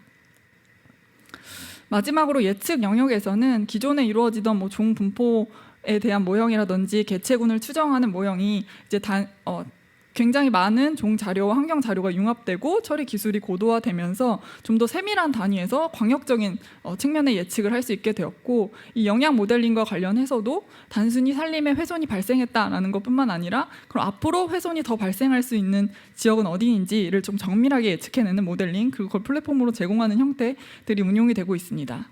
마지막으로는 여러 가지 이런 이 생물 다양성 연구에서 AI가 어떻게 활용될 것인가를 논하는 연구들에서는 이 생태계 디지털 트윈까지 이야기를 하고 있는데요. 이 현실 생태계를 디지털 공간에 구현해내고, 그럼 여기서 어떤 정책적인 어떤 개입이나 혹은 뭐 개발 활동이 일어났을 때 생태계가 어떻게 반응할 것인가를 이제 디지털 상에서 모의하는 개념이고, 근데 아직 구현된 기술이라기보다는 앞으로 나아가야 될 어떤 개념적인 방향성이라고 소개를 드릴 수 있을 것 같습니다. 그럼 저희 연구진이 진행하고 있는 AI를 활용한 연구에 대해서 소개해 드리도록 하겠습니다. 저희 과제는 인공지능 기술을 활용한 생물 다양성 연구라는 주제로 공모가 된 과제이고, 저희는 산업계에 집중을 했습니다. TNFD와 같이 국제 공시 요구가 확대되면서 이 산업계는 생물 다양성 평가나 모니터링에 대한 수요가 증가를 하고 있는데요. 그에 반해서 아직 이 산업계 현장에서 쓸 수 있는 데이터라든지 분석 방법은 굉장히 제한적입니다. 그래서 이번 연구 과제에서는 이런 AI를 활용해서 이런 것들을 어떻게 실용화 기술을 개발하는 것을 목표로 하고 있습니다. 저희가 중점을 두고 있는 기술은 이 생물 음향 분석 기술입니다. 단순히 어떤 종이 있는지를 탐지하는 것을 넘어서 이 내는 소리가 뭐 번식을 위한 소리인지 혹은 영역 방어를 위한 소리인지 이런 콜 타입을 분류하는 내용까지를 포함하고 있고, 이 분석된 음향 분석과 여러 가지 공간 자료 융합을 통해서 뭐 멸종 위기종과 같은 지표종들이 주요 행동하는 지역은 어디인지, 또 군집 단위의 생물 다양성 평가 이런 것들을 진행을 하고 있고요. 이런 분석 결과들은 결과적으로 산업계에서 활용할 수 있는 형태로 제공하는 플랫폼 구축을 목표로 하고 있습니다. 이 연구는 산학연 공동 연구 과제이면서 이 한독 국제 협력 사업입니다. 그래서 총 5개의 기관이 함께 이 연구를 진행을 하고 있습니다. 36개월 동안 진행이 되는 과제인데 현재 8개월 정도 수행된 연구 과제입니다. 그래서 간략하게 연구 내용을 말씀드리자면 실제로 어떤 기업들이 활동을 수행하고 모니터링하고자 하는 지역을 저희 연구 대상지로 삼았고요. 그래서 크게 이 두 가지 열주군과 여수시를 대상으로 연구를 진행을 하고 있고, 저희가 음향 분석을 목표로 하고 있기 때문에 소리를 내는 종인 조류 그리고 양서류를 대상으로 하고 있습니다. 저희 플랫폼이 목표하는 것은 기본적인 생태 현황을 제공하고, 그래서 어디에 모니터링을 설치했을 때 그 센서에서 녹음된 소리를 어떻게 분석하고 그 결과가 TNFD까지 활용될 수 있을까, 그 전 과정을 플랫폼으로 담는 것을 목표로 하고 있는데요. 그래서 연구의 첫 단추는 그러면 어디에 센서를 설치해서 모니터링을 할 것인가 하는 것입니다. 그래서 모니터링의 전략을 수립하는 단계인데요. 이 모니터링을 하는 지점은 모니터링하고자 하는 목표에 따라서 달라질 수 있습니다.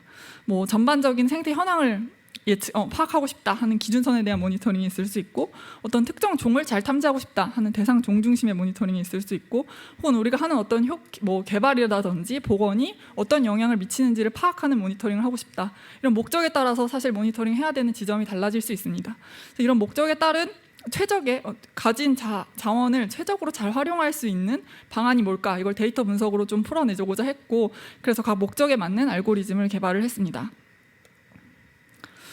가장 데이터 학습이 굉장히 중요한데요. 기본적으로는 독일 팀이 구축한 글로벌 데이터셋인 벌드셋을 기본으로 하되, 이번 연구에서 새롭게 측정되는 연구 자료들을 융합적으로 해서 통합 구축을 하고 있는 중입니다. 실제 저희가 설치한 센서 사진과 녹음된 소리, 그리고 거기서 도출된 종들의 예시이고요. 이렇게 수집된 음향 데이터들은 전처리를 수행을 하고 생물 음향 분류 모델 개발에 활용이 되게 됩니다. 저희가 좀 주안점을 두고 있는 부분은 소량의 데이터로도 잘 분류해낼 수 있는 고성능의 모형을 구축하는 것과 이 국내 환경에 좀 특화된 지역 맞춤형 AI 모델을 개발하는 것에 있습니다. 그래서 이렇게 분류된 음향 정보 그리고 환경 공간 정보를 융합해서 어떤 멸종위기종과 같은 종이 주요 활동하는 영역을 파악하고 핵심 서식지를 도출함으로써 우리가 우선적으로 보전하거나 보호해야 되는 지역은 어디인지를 도출하고자 합니다. 군집 수준의 생물 다양성 평가 체계 구축 내용도 포함이 되어 있고요. 이런 결과들은 결과적으로 이런 오픈소스 플랫폼의 형태로 제공하려고 하고 있습니다. 간략하게 이 플랫폼이 어떤 형태로 구현이 되는지 잠깐 시범 영상을 준비를 했습니다. 아주 초기 단계입니다만 전반적으로 이런 플랫폼이 구축되고 있구나를 좀 이해시켜드리기 위해서 준비한 영상인데요. 네, 재생을 해주시면 저희 플랫폼은 일단 바이오 다이브 에이드라고 이름을 붙였고 총 4개의 모듈로 구성을 했습니다. 첫 번째 모듈에서는 이 대상지의 전반적인 생태 현황을 파악할 수 있습니다. 저희가 대상으로 하는 울주군인데요. 그래서 토지 피복 현황이라든지 뭐 생태적으로 중요한 지역들이 어떻게 분포하고 있는지를 볼 수 있고, 또 아래는 기존에 조사된 이런 조사 자료를 바탕으로 이 지역에 어떤 멸종 위기 종들이 서식을 하는지, 또 그리고 어떤 종들이 많이 분포를 하는지 이런 것들을 제공을 하는 부분이고, 또 이 종이 이 서식지를 어떻게 활용하는지를 조금 더 면밀하게 이해하기 위해서 3D 차원의 이런 생태계 유형 지도 구축도 포함을 하고 있습니다. 그래서 이런 식으로 3D 형태로 좀 정보를 제공하고자 하고, 앞서 말씀드린 이 모니터링 목적에 따라서 사용자가 어떤 목적에 맞는 모니터링 전략을 설정하게 되면, 먼저 이 기준선을 모니터링하고자 할 때는 뭐 설치하고자 하는 센서의 수라든지 뭐 간격, 설치 간격, 혹은 도로와의 거리나 뭐 경사도와 같이 이런 접근성을 고려했을 때 그럼 어느 지역에 센서를 설치하면 가장 효율적으로 탐지할 수 있다라는 것이 이렇게 보여주게 되는 그런 그런 모듈이라고 할 수 있습니다. 여기에 설치를 하세요라는 이런 가이드라인을 주는 모듈이라고 할 수 있고요. 두 번째는 이 타겟 종에 대한 모니터링 전략은 뭐 특정 종, 저희 같은 경우는 일단 수리부엉이를 대상으로 하고 있는데요. 수리부엉이의 생태적인 특성을 먼저 제공을 하고, 이런 생태적인 특성을 고려했을 때 이 생물이 서식 확률이 가장 높은 곳이 어디인지를 모델링을 통해서 구현하고, 그럼 이 서식 확률이 가장 높은 지역에서 센서가 가장 많이 설치될 수 있게끔 하는 센서 배치 전략을 도입을 했습니다. 그래서 보시는 것처럼 탐지 확률이 높은 곳에 많은 센서가 배치되게 됐고요. 그리고 이런 특정 종을 목표로 하다 보니까 이 종의 특성을 반영해서 뭐 번식기라든지 뭐 어떤 시기에 모니터링을 해야 되는지, 또 어떤 시간대에 녹음을 해야 되는지 이런 구체적인 가이드라인까지도 제공을 하려고 하고 있습니다. 마지막으로는 영향평가입니다. 단순히 어떤 영향을 줬을 때 뭐 개발이라든지 복원 활동을 했을 때 이것이 얼마만큼의 영향이 있었는지를 파악하기 위해서는 유사하지만 어떤 그런 영향이 없었던 곳과의 비교가 중요합니다. 그래서 저희가 실제로 복원 사업을 했던 대상지와 유사한 환경들을 환경적으로나 어떤 종의 구성이 유사한 지역들, 대조구로 설정할 수 있는 지역들을 자동으로 추출해주는 그런 알고리즘이 포함되어 있는 영역입니다. 그래서 이러한 저희 모니터링 디자인의 어떤 가이드라인에 따라서 기업들이 실제로 센서를 설치하고 거기서 녹음된 자료를 이 플랫폼에 업로드하게 되면 분석 영역으로 넘어가게 됩니다. 분석 영역에서는 그러면 각 녹음된 소리들을 분석해서 그래서 이 센서에서는 어떤 종들이 탐지가 됐는지, 피크 시간대는 언제였는지, 계절적으로는 어떻게 변화가 됐는지 이런 정보들을 제공하는 세션이고요. 또 더 나아가서는 이게 공간적인 분석이 연계가 돼서 이 녹음된 강도를 바탕으로 그럼 점유 확률들이 어떻게 되는지, 이 종이 제일 주로 활동하는 영역이 어디인지 이런 것들을 좀 공간적으로 제공하고자 하고, 또 거기에 더불어서 저희가 추가적으로 확보하고 있는 뭐 GPS 자료 같은 것들을 융합해서 조금 의미 있는 정보를 도출해서 제공하고자 하고 있습니다. 그 외에도 뭐 번식기에서 나는 소리는 어디서 주로 울었는지, 뭐 영역 경계를 위해서는 어떤 소리를 냈는지 이런 것들도 시각화된 형태로 함께 제공하고자 합니다.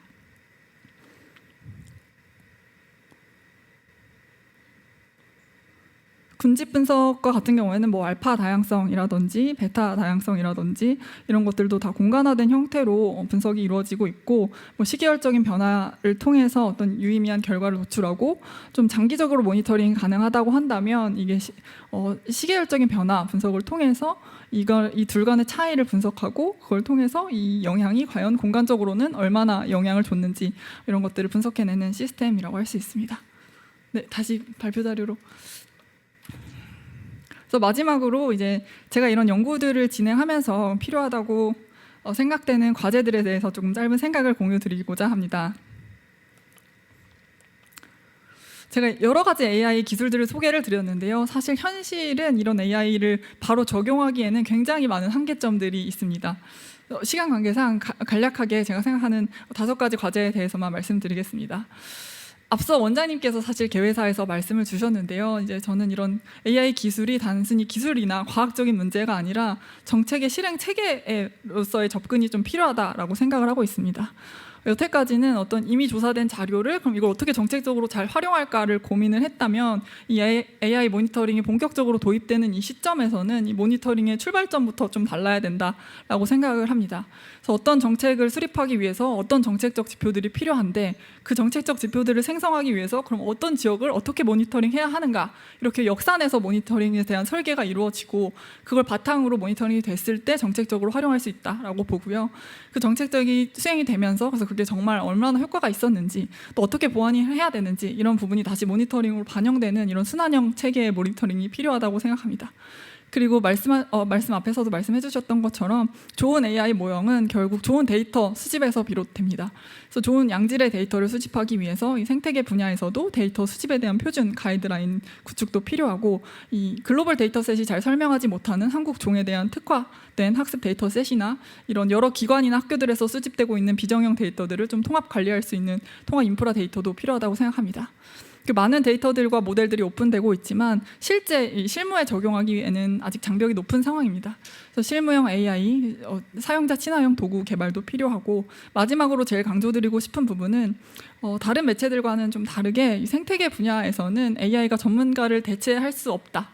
대체해서는 안 된다라고 생각합니다.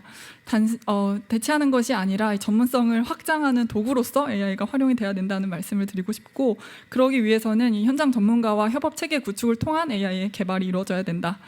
그렇게 생각합니다. 그리고 그것들이 잘 활용되기 위해서는 여러 가지 법 제도 기반도 마련이 돼야 될 것이고요. 그랬을 때 이 AI가 실제 어떤 정책 결정을 좀 더 투명하고 정량적으로 하는데 어떤 기여할 수 있는 도구로 활용될 수 있을 것이라고 생각합니다. 네, 이상입니다. 감사합니다.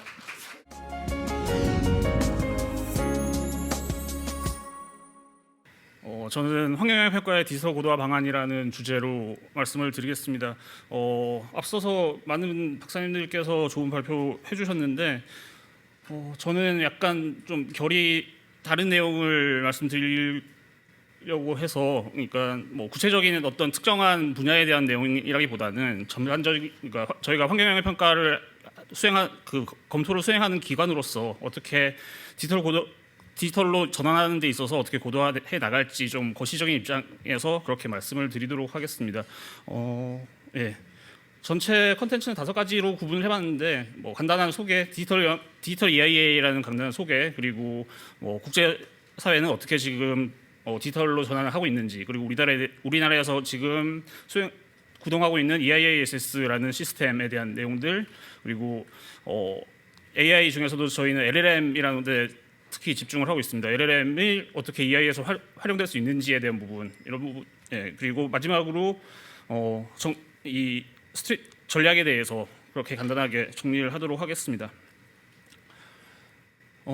디지털 EIA가 뭔지 먼저 보겠습니다. 디지털 EIA는 한마디로 말하면 지금까지 이제 종이로 저희가 종이 문서로 했던 그런 평가를 디지털화된 그런 플랫폼 내부에서 그러니까 실시간으로 모여가지고 같이 평가를 할 수 있는 그런 전체 체계를 말합니다. 영국의 이제 환경영향 평가 전문기관인 IEMA라는 곳에서는 이제 프레임워크를 제시를 했는데 일단 5가지를 제시했습니다. 왼쪽에 보시는 것처럼 5가지 제시했습니다. 실시간으로 함께 보는 표준화된 협업 공간, 그리고 정형화된 템플릿, 세 번째로 말하는 게 데이터의 통합을 말하고 있고, 네 번째는 정과정에 대한 지원 시스템이 있어야 된다.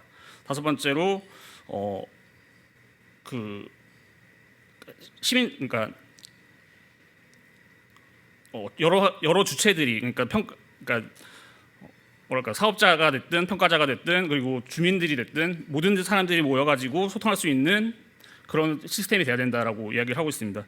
여기서 보시면은 오른쪽 그림에서 보시면은 저 중간에 있는 녹색 그림처럼 환경 데이터 허브 위에서 이제 많은 것들이 다 동작하게 되는 그런 구조를 이야기를 하고 있습니다. 그러면은 전통적인 EIA에서 디지털로 전환을 했을 때 뭐가 좋은지를 따져보면은 일단 수작업이 한 60% 정도 감소를 할 거다라고 하고 있고, 비용이 40% 정도 절감을 할 수 있다. 그리고 데이터 정리 부담이 80% 정도 감소할 거고, 예측 정확도가 8% 정도 증가를 할 수 있다라는 그런 예측을 내놓고 있습니다. 국제적으로 살펴보면은 EIA 디지털화가 이제 2014년부터 19년까지 이제 법제화 단계를 일부 거치게 됐습니다. 거의 그걸 지나서 이제 2020년 이후에는 운영 최적화 단계로 넘어온 상태라고 볼 수 있겠습니다. 밑에 있는 표에 보시면은 이제 각 국가별로 내용들을 정리를 해놨는데 우선순위가 조금 다르게, 그러니까 목적하는 게 조금 다르게 돼 있습니다. 미국 같은 경우에는 좀 효율성을 위주로 그렇게 진행이 되고 있고, 캐나다 같은 경우는 주민 참여를 어떻게 잘 할 수 있을지, EU 같은 경우는 행정 비용을 어떻게 줄일 수 있을지에 대해서 초점을 맞추고 있습니다. 행정 비용을 25% 줄이겠다라는 게 목표로 그렇게 진행을 하고 있습니다. 근데 이 국가들이 지금 선도를 하고 있다고는 하지만은 통합된 플랫폼이다 이렇게 이제 전체적인 한 세트를 완성된 국가는 아직 없는 상태고, 이런 부분에 있어서는 우리나라가 약간 기회가 있다고 생각을 합니다. 개별 시스템 차원으로 들어가 보면은 대부분 나라는 이제 정보 공개를 디지털화하는 포털 단계, 우리나라도 사실 EISS 뒤에 말씀드리겠지만 EISS가 원문을 다 공개하는 시스템이라고 한다면은 해외도 약간 포털 단계에 모여 있고, 이제 검토 과정이나 이런 것들은 아직 아날로그로 진행을 하고 있는 상태입니다. 표에서 보시면은 EISS, 우리나라 EISS가 2009년도에 처음으로 만들어서 공개를 하게 됐던 시스템이고, 미국 같은 경우는 인허가 대시보드나 PNL에서 하는 AI 도구가 일부 포함되어 있습니다. 이거는 뒤에서 퍼밋 AI라는 그런 내용으로 더 소개를 드리도록 하겠습니다. 영국 같은 경우는 디지털 환경 영향 평가 보고서가 일단 시범적으로 나온 상태고요. 그리고 싱가포르는 3D 트윈, 그리고 홍콩은 환경 데이터 허브 기준 중심으로 그렇게 작동을 하고 있습니다. 우리나라의 EISS 사례를 보자면은 우리나라가 2009년도에 전자 EIA 공개 시스템을 만들었습니다. 이 기능이 한 5가지 정도로 할 수가 있는데, 일단은 사업에 대한 기본적인 내용들, 지역이 어디고 평가 범위가 어떻게 되고 유형이 어떻게 되고 이런 것들을 추적할 수 있는, 그리고 그 전문을 공개할 수 있는 기능이 있었고요. 그리고 전략의 환경영향 평가, 사후 환경영향 조사까지 그 이 전 과정을 다 관리할 수 있는, 어떻게 보면 큰 도서관 같은 그런 형태로 운영이 되어 왔습니다. 그리고 나머지는 GIS로 이제 이걸 그러니까 공간 정보를 분석해 줄 수 있다든지, 아니면은 모니터링 국가 환경성 평가 지도랑 연계돼 가지고 이렇게 서로 연계해 주는 그런 시스템 정도 있었습니다. 여기서 저희가 주목해야 될 점은 2009년도에 시작을 했다는 거죠. 그래서 저희가 한 20년 정도 축적된 데이터가 PDF 데이터로 남아 있다는 겁니다. 그래서 AI로 넘어갔을 때 이 데이터를 어떻게 잘 활용할 수 있을지가 저희 우리나라에서의 환경영향 평가를 디지털할 수 있는데 가장 큰 키가 될 수 있을 거라고 생각합니다. 그래서 EIA를 하는 데 있어서 왜 LLM인가에 대한 부분에 대해서 AI에 대한 부분에 대해서 말씀을 드리겠습니다. 여기는 이제 크게 2가지로 생각을 하시면 좋습니다. 일단 문제점과 기회로 나눠보겠습니다. EIAS에 대한 그 환경영향 평가서가 최대 900페이지라고, 이거는 미국 자료를 가져와서 최대 900페이지라고 됐습니다. 이걸 정리를 하면서 저는 살짝 웃음이 났습니다. 저희는 4,000페이지가 넘는 경우도 있는데 미국은 고작 900페이지 가지고 이러는구나라는 생각을 하기도 했었습니다. 그러니까 일단 양이 많다는 게 첫 가지가 있고요. 두 번째는 여기에 온갖 법들이나 규제들이나 뭐 수질 예측이 어떻게 되고 이런 것들이 엄청난 자료들이 다 들어오게 됐습니다. 그렇다 보니까 사람들이, 그러니까 전문가가 아니면 좀 이해하기 힘든 부분이 있죠.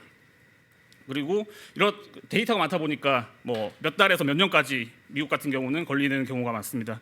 그리고 다음으로 이제 다 PDF 형식으로 공개를 하다 보니까 이게 검색을 한다든지 하는데 어려움이 있는 부분이 있습니다. 여기에 대해서 이제 기회 쪽으로 넘어가게 되면은, 일단 거대 언어 모형이 제일 잘하는 게 뭔가를 살펴보면은 요약을 아주 잘하죠. 저희가 제일 처음에 GPT가 처음 나왔을 때 요약을 기가 막히게 해줘가지고 논문 쓸 때 앱스트랙도 GPT에 맡겨보고 하는 경험들이 다들 있으실 겁니다. 요약을 기가 막히게 하다 보니까 이런 데 특화된 기술이다 보니까 900페이지가 넘는 부분, 뭐 저희 쪽에 뭐 4,000페이지가 넘는 부분 쪼개서 하면은 요약을 해서 그걸 다 하기가 아주 유리한 그런 플랫폼이 되겠죠. 그리고 이런 거에 대한 클래시피케이션, 그러니까 주민 의견이 들어왔을 때 이건 어떤 의견인지 모아주고 하는 부분도 아주 효율적으로 할 수 있는 부분이 있습니다. 이렇게 이제 기회가 있다 보면은 검토자들이 단순히 검토를 하는 게 아니라 그 시간의 일부를 AI에게 맡기고 자기는 정말 디시전 메이커로서 어떻게 결정할지에 대해서 좀 더 시간을 활용할 수 있는 그런 이점이 있게 되겠습니다. 이런 측면에서 퍼밋 AI라는 미국에서 지금 하고 있는 그런 프로젝트에 대해서 소개를 드리겠습니다. 미국에서 환경영향 평가는 네파법, 앞에서 발표에서도 잠깐 나왔는데 네파라는 법이 1969년도에 나왔습니다. 69년에 나와서 한 50년에서 60년 정도 이어지면서 데이터들이 축적이 되어 있었죠. 근데 2023년도에 이 네파라는 법령이 진행되면서 검토가 너무 오래 걸린다. 6개월 몇 개월에서 몇 년까지 가는 게 말이 되냐. 이걸 좀 더 디지털 기술을 통해서 줄여라라는 그런 취지로 이 네파라는 법령이 통과가 됐고 이 네파에 대해서 하위로 나왔던 게 퍼밋 AR 이니셔티브라는 그런 작업을 하게 됐습니다. 보시면은 크게 네 가지의 트랙으로 레이어로 구성되어 있습니다. 제일 아래에 있는 게 네파텍 2.0이라고 하는 데이터베이스에 대한 구조가 있고 위에 이제 세 가지의 서치 네파, 인게이지 네파, 코멘트 네파라는 세 가지 어플리케이션들이 있고 위에는 평가하는 단계 그리고 GPT 오픈 AI랑 손을 잡고 GPT 모델을 올려서 그 내용들을 이제 코딩하는 그런 내용으로 구성이 되어 있습니다. 어플리케이션 부분을 잠깐 보시면 서치 네파라는 거는 평가서를 검색해주는 시스템입니다. 데이터가 지금 12만 개 정도의 네파 도큐멘트를 베이스로 해서 50년 이상 있는 그런 평가서들을 다 정리를 해서 이거를 사람들이 평문으로 질문했을 때도 그냥 답변을 해주는 그런 시스템이 되겠습니다. 이를테면은 뭐 서부 텍사스에서 풍력 발전을 했을 때 새가 몇 마리 죽었냐 10년 동안 이런 것들을 질문했을 때 그냥 그 이전에 있던 평가서들을 확인해서 답변을 해준다는 거죠. 그런 시스템들이 일단 첫 번째가 있고요. 인게이지 네파 같은 경우는 지금 개발 중인 시스템으로 알려져 있는데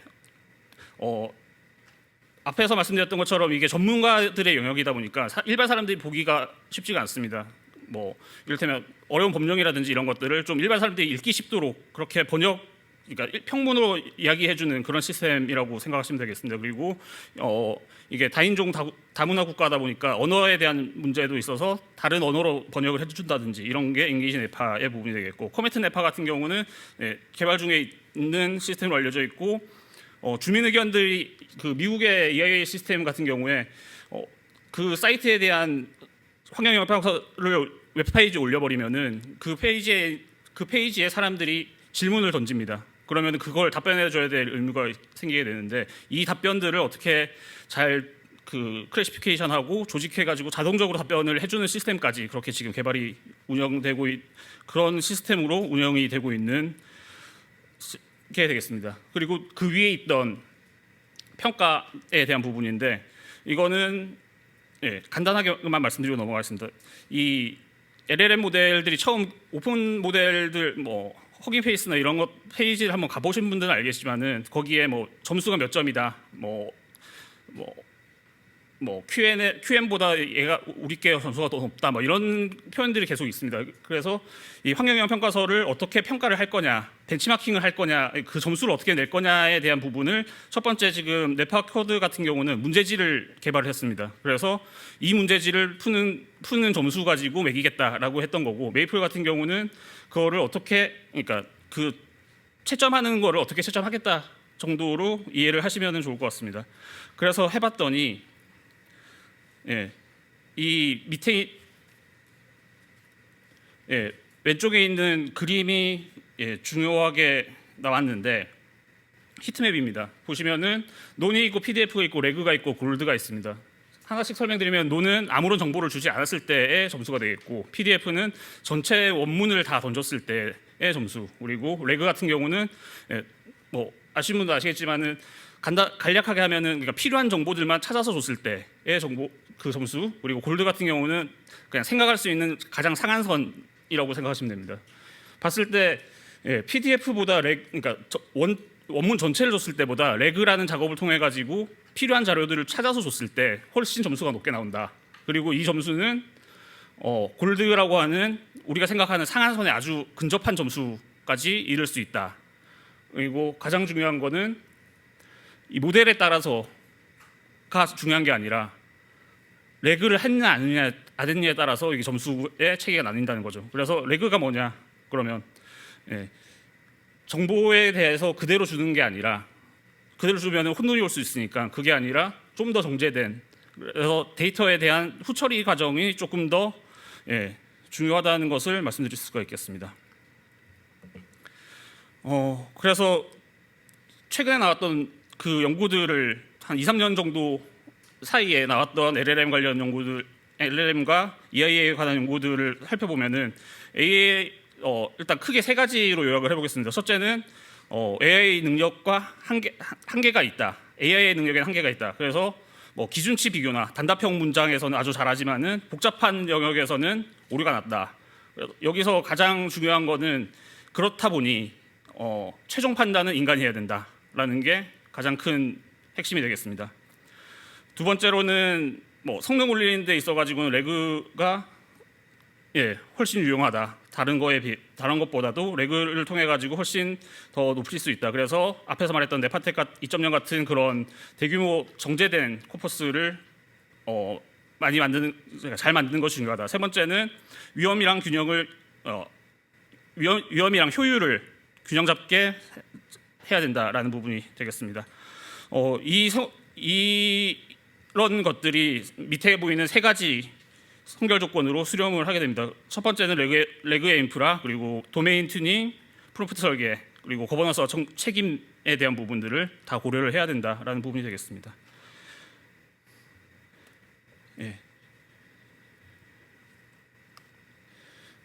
그래서 일단 지금까지의 이제 동양이랑 AI 결과를 우리나라의 방향으로 하면은 앞에 했던 내용들이 거의 비슷한 내용들이라서 요약하자면은 일단 데이터 표준화가 일단 필요하다. 이거는 성공과 실패를 넘나들 수 있는 그런 중요한 내용일 수 있다. 두 번째로는 시각화. 세 번째 프로세스를 디지털화해서 전과점으로 봐야 된다. 네 번째 AI 통합을 해서 문서 분석, 위험 식별, 의사결정에 지원을 할 수 있어야 된다. 다섯 번째로 주민 참여들을 해야 된다. 여기서 가장 중요하고 교훈 핵심 내용은 잘 정제된 데이터를 만드는 것이 중요하다가 되겠습니다. 스트래티지에 대해서는 넘어가도록 하고요. 시간이 많이 없는 것 같아서 마지막 한 슬라이드로 마치도록 하겠습니다. The tools are here. 이미 모든 것들이 준비가 돼 있는 상태로 보여집니다. 예전에 UNFCC에 갔을 때 그 청년 모임에서 그 고위급 발언하는 기회를 받아가지고 했을 때 청년들이 했던 말이 있었습니다. 우리는 돈이 없는 게 아니다. 의지가 없을 뿐이다. 라는 말로써 이제 그때 그 마지막을 했었는데 지금 저희는 사실 돈도 없긴 하지만 도구는 이미 있고 이제 어떻게 할 거냐 그리고 시작을 어떻게 할 수 있느냐가 문제인 것 같습니다. 발표 여기까지 마치도록 하겠습니다.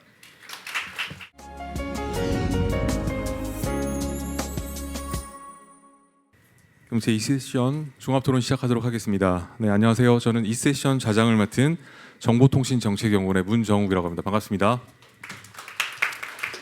네, 지금 이제 2세션의 주제는 AI 기반 환경 예측의 영향평가였습니다. 관련하여 우리 네 분의 박사님들 또 교수님들 발표 너무 잘 들었습니다. 오늘 발표들을 이렇게 종합해 보면요, 환경 분야에서 AI 활용이 단순한 데이터 분석 수준을 넘어서 정책 의사결정 그리고 환경 거버넌스 전반으로 이렇게 빠르게 확장되고 있다는 점을 확실히 알 수 있었던 것 같습니다. 지오 AI와 그런 원격 탐사를 통한 그런 환경 데이터 분석, 그리고 또 AI 기반 대기질 예측, 그리고 생물 다양성 모니터링과 정량적 그런 정책 평가 체계, 그리고 이제 생성형 AI 기반의 그런 환경 영향 평가 체계까지 오늘 세션에서는 환경 AI와 현재 그리고 미래를 매우 폭넓게 살펴볼 수 있는 그런 좋은 기회였다고 생각을 합니다. 이제부터는 이런 기술적 가능성과 함께 실제로 정책 현장에서의 그런 활용 가능성, 그리고 데이터 거버넌스, 설명 가능성, 그리고 공공에서의 그런 신뢰성 등의 쟁점을 중심으로 종합 토론을 진행해 보도록 하겠습니다. 오늘 종합 토론에는 총 5분의 토론자께서 참여를 해주시고 계십니다. 제가 이 프로그램 순서대로 소개를 잠깐 드리도록 하겠습니다. 먼저 서울대학교 이동근 교수님 자리해 주셨습니다. 그리고 지오 AI 데이터학회 회장이신 이사로 교수님 자리해 주셨습니다. 반갑습니다. 그리고 다음으로 국토연구원 장요환 박사님 오셨습니다. 그리고 주식회사 피캠 김신범 대표님 함께해 주시고 계십니다. 반갑습니다. 마지막으로 한국환경연구원 백동해 박사님 함께하고 계십니다. 반갑습니다. 이 바쁘신 가운데 함께 이렇게 토론해 주신 여러분께 감사드리고요. 이거 시간이 좀 많이 지체된 것 같습니다. 그래서 제가 중간 요약은 하지 않고 이렇게 진행하도록 하겠고요. 아마 마지막 시간이 40분이었던 것 같은데, 그죠? 그걸 맞춰야 되는 거죠? 50분까지. 예, 제가 한번 열심히 효율적으로, 예, 압축적으로 해보겠습니다.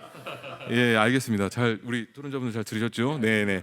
5분 정도 드리도록 하겠습니다. 제가 여기는 7, 8분으로 이렇게 계획을 하고 왔는데 2, 3분 정도를 더 줄여서 5분 정도로 하겠습니다. 그럼 이 순서대로 제가 소개드렸던 순서대로 우리 이동균 교수님께 먼저 부탁드리겠습니다. 5분 지나면 제가 이렇게 말씀을 좀 드리도록 하겠습니다. 어쩔 수 없이. 예, 소개받은 이동근입니다. 뭐 할 말은 굉장히 많은데 5분 내에 좀 마무리할 수 있도록 해보겠습니다. 오늘 KI에서 AI 관련된 부분의 연구 발표를 듣다 보니까 굉장히 열심히 하고 있다는 생각 들기도 하고, 또 원장님 계시니까 더 열심히 하고 있나 생각도 듭니다. 아마 이제 이 세미나에서 원장님, 부원장님 다 계신 것은 거의 별로 없었는데 너무 열심히 듣고 있습니다. 오늘 나왔던 정말 중요한 이슈가 어떻게 정책을 쓸 것이냐, 어떻게 데이터를 이제 신뢰해서 확보할 것이냐가 큰 이슈였는데, 저는 KI가 갖고 있어요. 평가본부에서 지금 이야기하고 있는 이제 EIASS에 정말 많은 어떤 보고서들 있잖아요. 그 보고서 믿어야 되잖아요. 그 신뢰성이 있는 거예요. 그러면 KI 엄청난 보물을 갖고 있는데, KI에 보면 평가본부와 잘 협의해서 모든 연구 부처에서 정책이 얼마큼 반영되었는가에 대한 실제 데이터가 있잖아요. 그동안 어떤 사후 영향 조사에서 나온 데이터들, 그 데이터를 잘 쓴다면 대기, 수질, 자연환경 일부분은 해결될 거라 생각은 듭니다. 그 다음부터 시작하면 좋기 때문에 저는 이제 오늘 먼저 제안 드리고 싶은 것은 KI의 보물을 좀 사용을 하면 좋겠다. 그동안 만들었던 영향평가에 관련된 정말 많은 보고서들을, 특히 사후 영향조사에 대한 조사들 결과가 있기 때문에 어떤 사업을 하니까 얼마큼 좋아졌다는 다 일부 조사가, 물론 그 데이터 자체에 대한 한계가 있고 데이터 빠진 부분 있는 것은 AI로 만들면 되는 거예요. 근데 하지만 그 많은 부분에 대해서 기초는 되어 있기 때문에 평가본부의 힘이 필요하다. 오늘 첫 번째 이야기를 드리고 싶습니다. 두 번째, 좀 앞으로 AI 발전 방향을 이야기하게 되면, 아까 최근에 이병진 박사님이 AX를 이야기했고, 요 최근에 AIX를 좀 이야기하는 부분이, AI가 어디에 활용되는가에 따라서 보면 뭐 금융, 의료, 뭐 기후, 교육 정말 많게 활용되는데, 그 AIX를 가려면 과연 맞춤형이 필요한 거예요. 우리 보면 챗GPT를 쓸 때 혼자 쓰는 거하고 같이 쓰는 거하고 다르잖아요. 답이 다르게 주는 것처럼. 그러니까 어떻게 혼자 쓰게 할 것인가를 본다면 중요한 부분, 제가 요즘 관심 있는 부분이 ABM, 그러니까 에이전트 베이스드 모형을 가지고 개체 지향적으로 이 부분 내가 어떻게 행동할 것이냐, 즉 취약계층은 어떻게 행동하게 되고 남자는 어떻게 하게 되고, 이 부분이 조금 더 집중된 어떤 그 샘플 가지고 계속 학습을 시킨다면 좋을 것 같아요. 그리고 또 이제 배제한 이제 네트워크, 그러니까 이 부분이 일반적인 AI만 쓰는 것이 아니라 관련된 다양한 모형과 연계시키는 순간에 엄청난 힘을 발휘할 수 있기 때문에, 그런 관련된 어떤 부분을 좀 쓰면 좋겠다는 부분이, 그러니까 이 특화된 분야별로 특화되고 정제된 어떤 그 분야에서 계속 AI를 활용하면 좋겠다는 부분이 최근에 이야기되고 있는 AIX 아니면 뭐 이 AX라는 부분을 이야기되고 있습니다. 또 이야기 될 부분이, 그럼 AI를 하게 되면 이제 이명석 박사님 계시는데 난 뭐 할 거냐, 더 중요한 거예요. AI라는 것은 결과에 대해서 이제 조영 박사님 이야기했습니다만은 아주 정확한 부분에 대해서 결과를 내지만 누가 판단할 것이냐, AI 판단을 하게 되면 우리 죽어요. 판단할 수 없는 거예요. 누가 의사결정할 것이냐, 정말 그동안 많은 경험이 있는 전문가가 해야 되는 거예요. 그 전문가가 누구냐, 우리가 살 수 있는 거예요. 그러니까 이 장원 박사님 그렇고 이 전문가들이 그동안 다양한 경험을 해본 사람들이 의사결정을 할 때 AI가 만든 데이터와 경계되면 너무나 좋겠다 생각을 갖고 있기 때문에, 그런 이 AI의 강점이라는 것은 정말 통계 기반의 버텀업을 갖고 있지만 더 중요한 것은 물리 기반, 즉 톱다운 형태의 구조적인 어떤 그 합리성이 중요하기 때문에 그 부분은 그동안 어떤 경험이 상당히 중요하다는 부분을 이야기 드리고 싶고요. 벌써 3분 지났는데, 저 유명진 박사님에서 했던 부분에 이야기를 듣는다면, 전 하나 부분 유수 세계 유수 기관과 공동 연구가 필요하다. 그러니까 우리 KI의 강점이라는 것은 네트워크가 좋기 때문에 정말 다른 기관과 연구를 하면 좋겠다는 생각이 들었고요. 진정 박사님이 이야기한 것도 정말 좋은 것 같아요. 그동안 아픈 과거가 많네요. 이 뭐가 되고 안 되고 이런 부분들이 좀 자료화가 되어가지고 일반 사람이 볼 수 있는 형태로 만들면 좋겠다는 생각은 들고 또 하나 더 추가적으로 본다면 현재 그 이란 전쟁이 일어난 것처럼 전쟁이 돌발하게 되면 분명히 미세먼지나 대기오염이 바뀔 텐데 그런 그동안 있지 않았던 이슈에 대해서 어떻게 우리가 반응할 것인가에 대해서 모여하면 좋겠다는 생각이 들었고요. 그 최영 박사님 뭐 정말 좋아요. 다 많이 하셨는데 전 하나 더 추가한다면 TNFD가 중요한데 TNFD가 어떻게 회계에 반영될 것이냐. 지금 TNFD에 상당 많은 부분도 회계사가 밥을 먹고 있는 거예요. 회계사보다 자연 전문가가 밥을 먹으려면 자연 전문가의 결과가 회계에 반영되려면 이 부분이 어떻게 기업의 회계에 반영될 것인가에 대한 연구가 중요한데 그 부분까지 좀 보면 좋겠다. 생각이 들었고요. 그 박태호 박사님 연구해 보게 되면 아까 이제 KI가 갖고 있는 정말 많은 자료를 좀 같이 공유하면서 쓰면 좋겠다는 생각을 해봅니다. 딱 5분에 마치겠습니다. 감사합니다. 교수님 감사합니다. 시간을 정확하게 맞춰주셨습니다. 그럼 다음으로 우리 이사로 학회장님께 부탁드리겠습니다. 네, 감사합니다.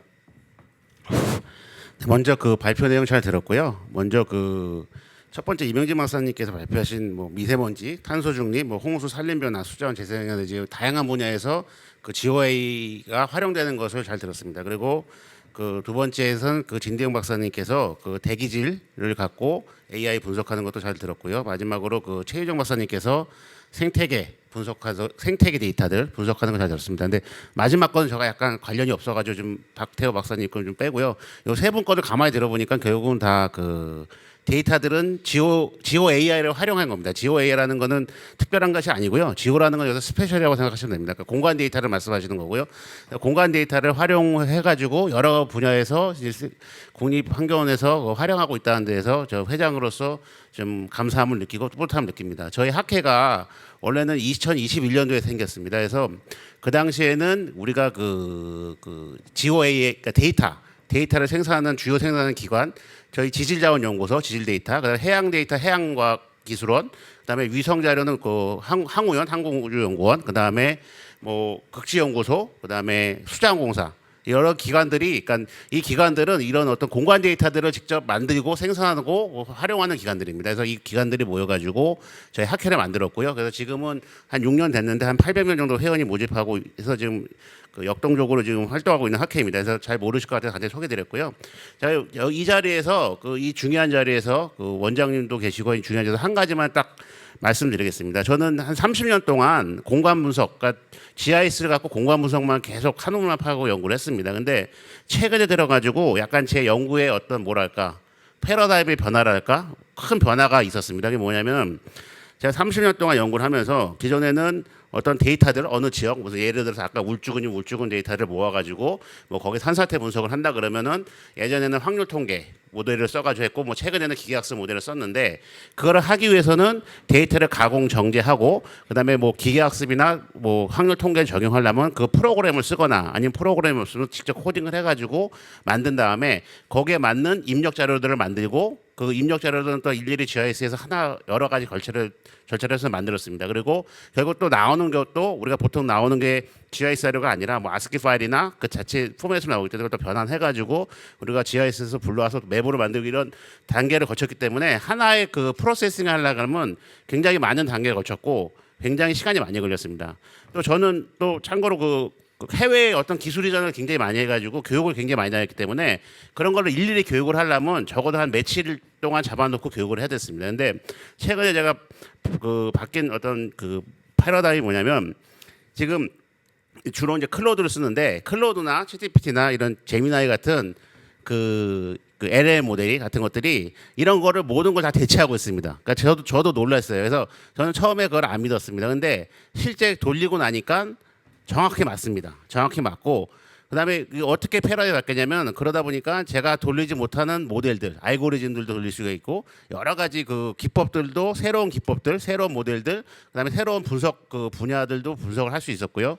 그다음에 제일 중요한 거는 빠르게 할 수 있다는 거. 그리고 빠른 것보다 더 중요한 거는 아주 쉽게 할 수 있다는 겁니다. 쉽게 할 수 있다는 건 뭐냐면 누구한테 가르쳐주기 되게 쉽다는 거예요. 그래서 아직은 제가 이거 아무도 안 가르쳐주고 있어요. 왜냐하면 이거를 가르쳐주는 순간 한 1시간만 가르쳐 주면은 그 사람도 제 수준이랑 똑같아지는 거예요. 그러면 안 되잖아요. 그래서 일단은 아직은 그 제가 어디 가서 얘기는 안 하는데 여기 지금 중요한 귀중한 자리에서 잠깐 말씀드렸습니다. 그래서 제가 말씀드리고 싶은 결론은 뭐냐면 지금 어떤 그런 분석이나 이런 도구나 툴은 우리가 신경을 안 써도 돼요.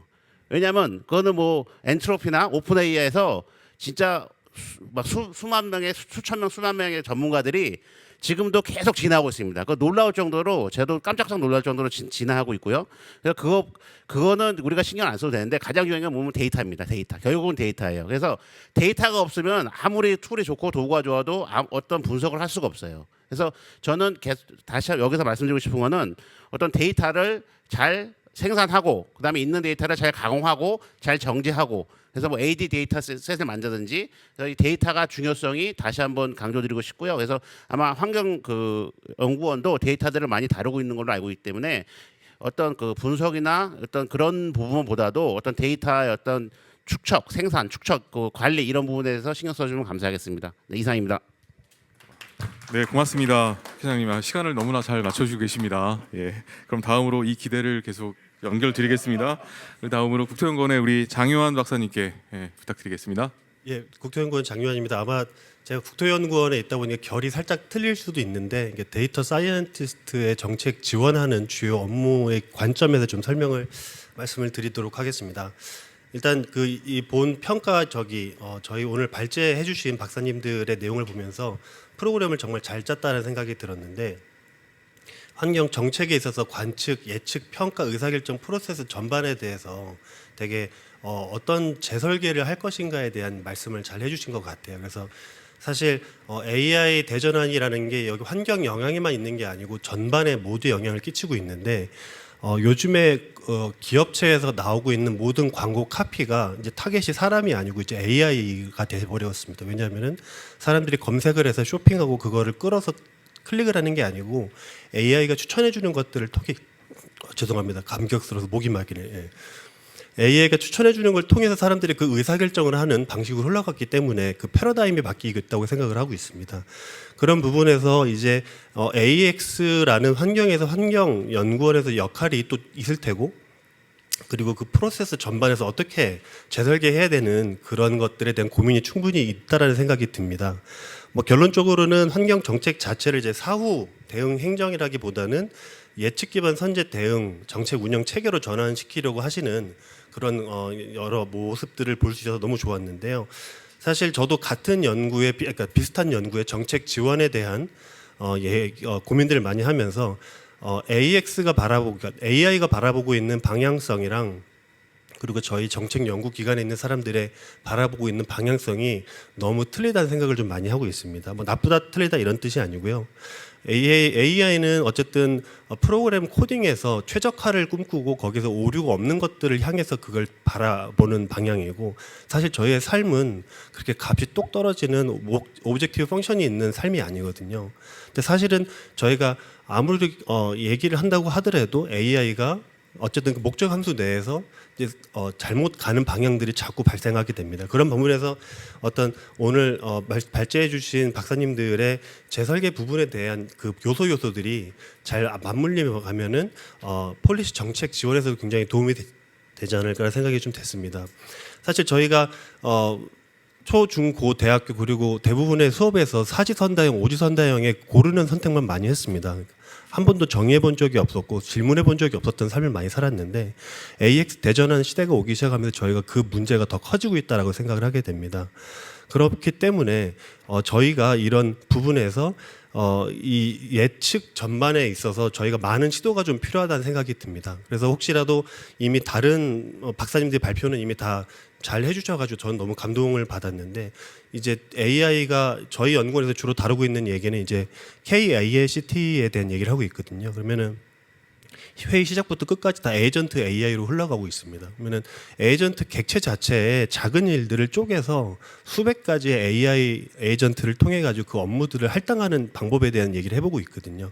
그게 환경에 대한 부분도 비슷할 것 같을 테고, 그리고 저희가 바라보는 그 폴리시 최적화에 대한 부분도 어느 정도 상충할 거라 생각이 됩니다. 뭐 잘 아시겠지만 AI는 어쨌든 자기가 학습한 내용에서 가장 위험성이 적은 평균값으로 치환하는 그런 역할을 하고 있을 테고, 저희는 그 종합적인 환경에서 모두가 합을 맞출 수 있는 어떤 그 한목적성을 꿈꾸는 데서 차이가 있겠습니다. 거기서 이제 뭐 에이전트 AI가 어떻게 전환될 수 있을지 그거는 또 다른 얘기겠지만은, 사실은 이제 다 같은 박사님께서 다 말씀해 주신 데이터 전환도 말씀해 주셨고 모델 전환도 해주셨고 제도 전환도 말씀해 주셨는데, 사실은 저희가 그 거버넌스 전환에 대한 강력한 촉구를 할 필요가 있다고 생각을 하게 됩니다. 연구기관의 책임으로서 그리고 정책 지원의 역할로서 거버넌스 전환 자체가 그 부분을 충족해 주지 않는다면은 저희가 아무리 AI를 얘기를 한들 그게 어디까지 갈 수 있을지 좀 의문이긴 합니다. 해마다 마이크로소프트랑 그리고 링크드인에서 조사하고 있는 테크니컬 워킹 리포트 같은 게 있는데요. 지금 AI 대전환이 다가오면서 많은 것들이 변하고 있는데 결국엔 변하지 않는 중점적인 핵심 요소 중에 하나가 조직의 거버넌스라고 얘기를 했습니다. 그러니까 새로 신입하는 사람들은 굉장히 AX에 대해서 굉장히 마중물이 잘 되어 있는데 조직 차원에서 그걸 마중물을 할 준비가 안 됐기 때문에 그 조직에 대한 발전이 저해되고 있다라는 말을 많이 하고 있습니다. 그래서 어떤 그런 부분에서 시간이 좀 다 됐으니까, 제도 프로세스 안에서 이제 저희가 정책 연구 기관으로서 소임을 다 하면서 제도적 그리고 거버넌스 그 부분에 대한 저희가 촉구를 하면서 오늘 발제해주신 그 많은 내용들을 잘 공부하면서 같이 힘써서 지원해 보도록 하겠습니다. 고맙습니다. 네, 장현 박사님 감사합니다. 그럼 다음으로 우리 김신범 대표님 부탁드리겠습니다.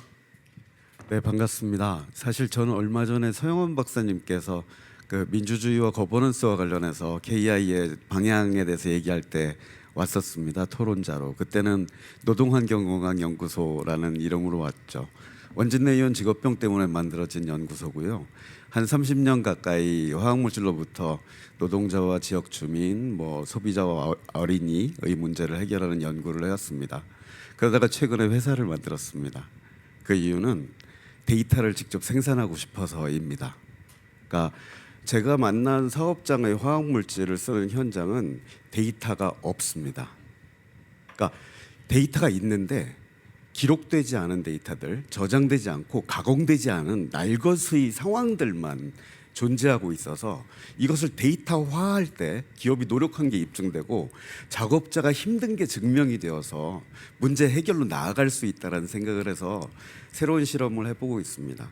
전 오늘 원래 네 분의 발제문을 읽고 각각이 주신 감동적인 측면에 대해서 토론문을 준비해 왔습니다만, KEI가 왜 이런 토론을 하는가에 집중된 토론을 지금 하는 게 맞겠다는 생각이 들어서 방향을 좀 전환해 보고자 합니다. 국가가 민주적으로 문제를 해결할 수 없는데 AI가 우리의 노력들을 그런 상황에서 우리를 도와줄 수 있을까?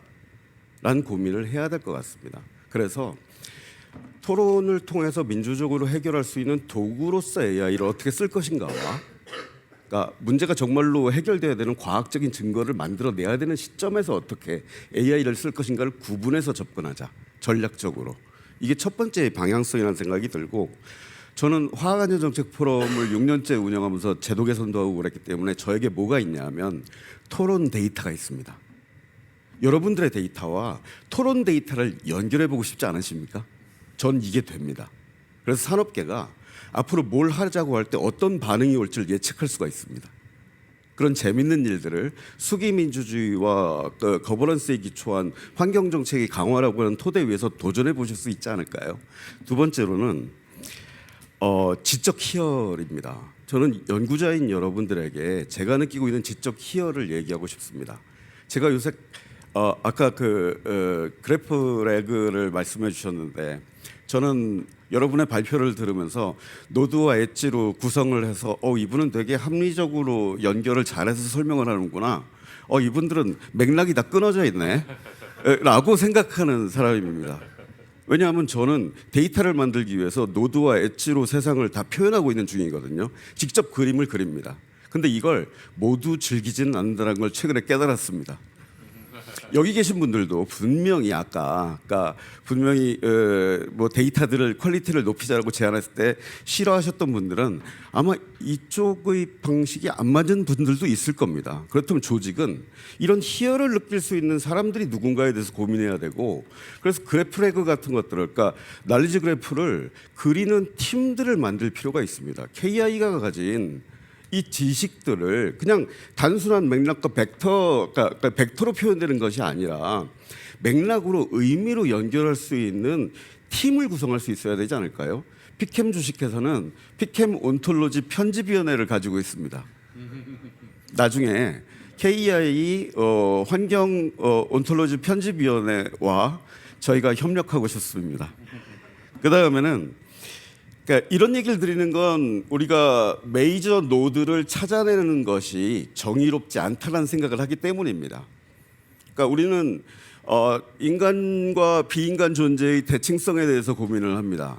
그러면 메이저라고 하는 메인스트림이라고 하는 관점에서 세상을 해석하려고 하지 말고 AI를 통해서 다양한 존재들이 어떻게 연관되어 있으며 인식되어 있지 못했던 존재들이 드러나서 이 속에서 컬렉티브한 목적성을 재발견할 수 있도록 연구를 해야 되지 않을까요?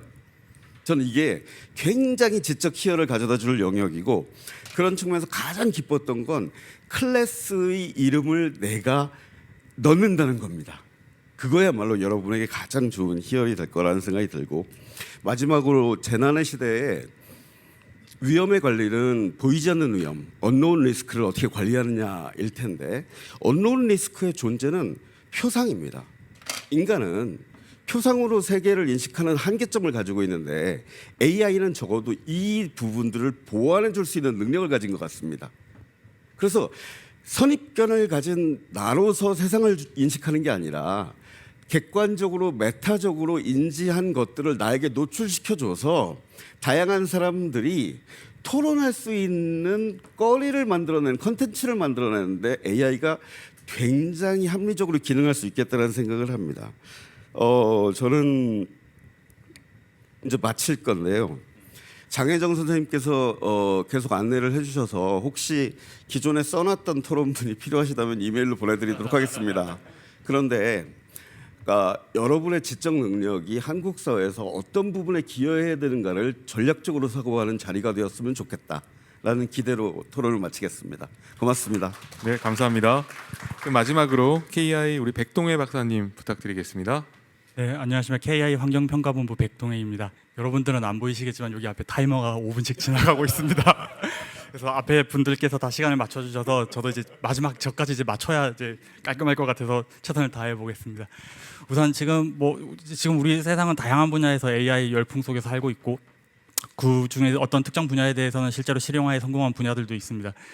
근데 이제 우리 환경 정책에 관련돼서 생각해 보자면, 환경 정책을 수립할 때 이런 AI를 활용한 도구, 그리고 뭐 그게 생산한 결과물들이 정책을 수립하는 근거 자료로 활용될 수 있느냐라는 생각을 했을 때는 아직까지는 굉장한 신중함이 따르는 게 사실입니다. 저는 굉장히 보수적인 관점에 있다라고 그렇게 생각이 되어지고요. 좀 유하게 표현하면 신중함이고, 조금 과하게 표현하면 의심이라고 저는 생각을 합니다. 그래서 그런 의심을 계속 우리가 깨 나가야 되는데, 그러면 그걸 성공한 분야는 어디에 있는가 살펴봤을 때, 실제로 뭐 테슬라 같은 경우에는 이제 자율주행 실용화에 성공을 했고, 처음에 그걸 만들 때만 하더라도 어떻게 사람이 안 탄 차가 도로를 다니지라는 생각이 있었는데 지금은 다 다닙니다. 전혀 우리는 크게 의심을 하지 않고 있습니다.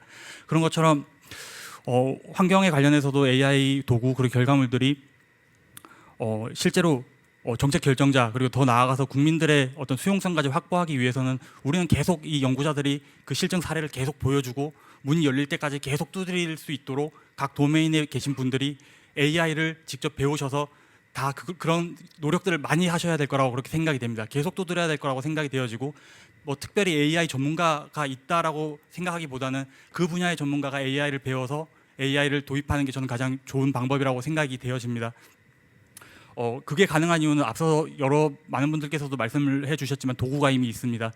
AI를 몰라서 우리가 AI를 못 쓴다는 말은 이제는 못하는 세상이 되었고, 뭐 예를 들어 뭐 수치를 예측하거나 하는 딥러닝 모델들, 예전에는 뭐 파이썬 코딩도 할 줄 알아야 되고 뭐 이것저것 컴퓨터 관련 지식도 있어야 되는데, 요즘에는 그냥 챗 GPT나 뭐 클로드한테 그냥 던져주면 AI 모델을 만들어줍니다.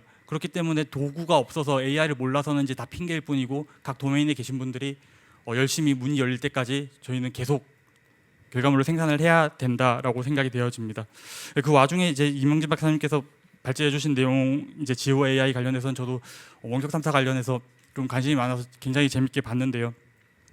데이터 이제 원천 데이터부터 거기서부터 지식을 정책에 활용할 수 있는 지혜로 끌고 가는 그런 파이프라인을 굉장히 세분화돼서 잘 설계를 해주셨다고 생각이 되어지고 보여주셨던 그런 사례들은 현재 우리 KI가 정말 바로 실용 가능한 그런 포트폴리오를 갖춘 그런 결과물이라고 생각되어지기 때문에 같은 KI 동료로서 굉장히 저는 자부심을 많이 가진 좋은 결과였습니다.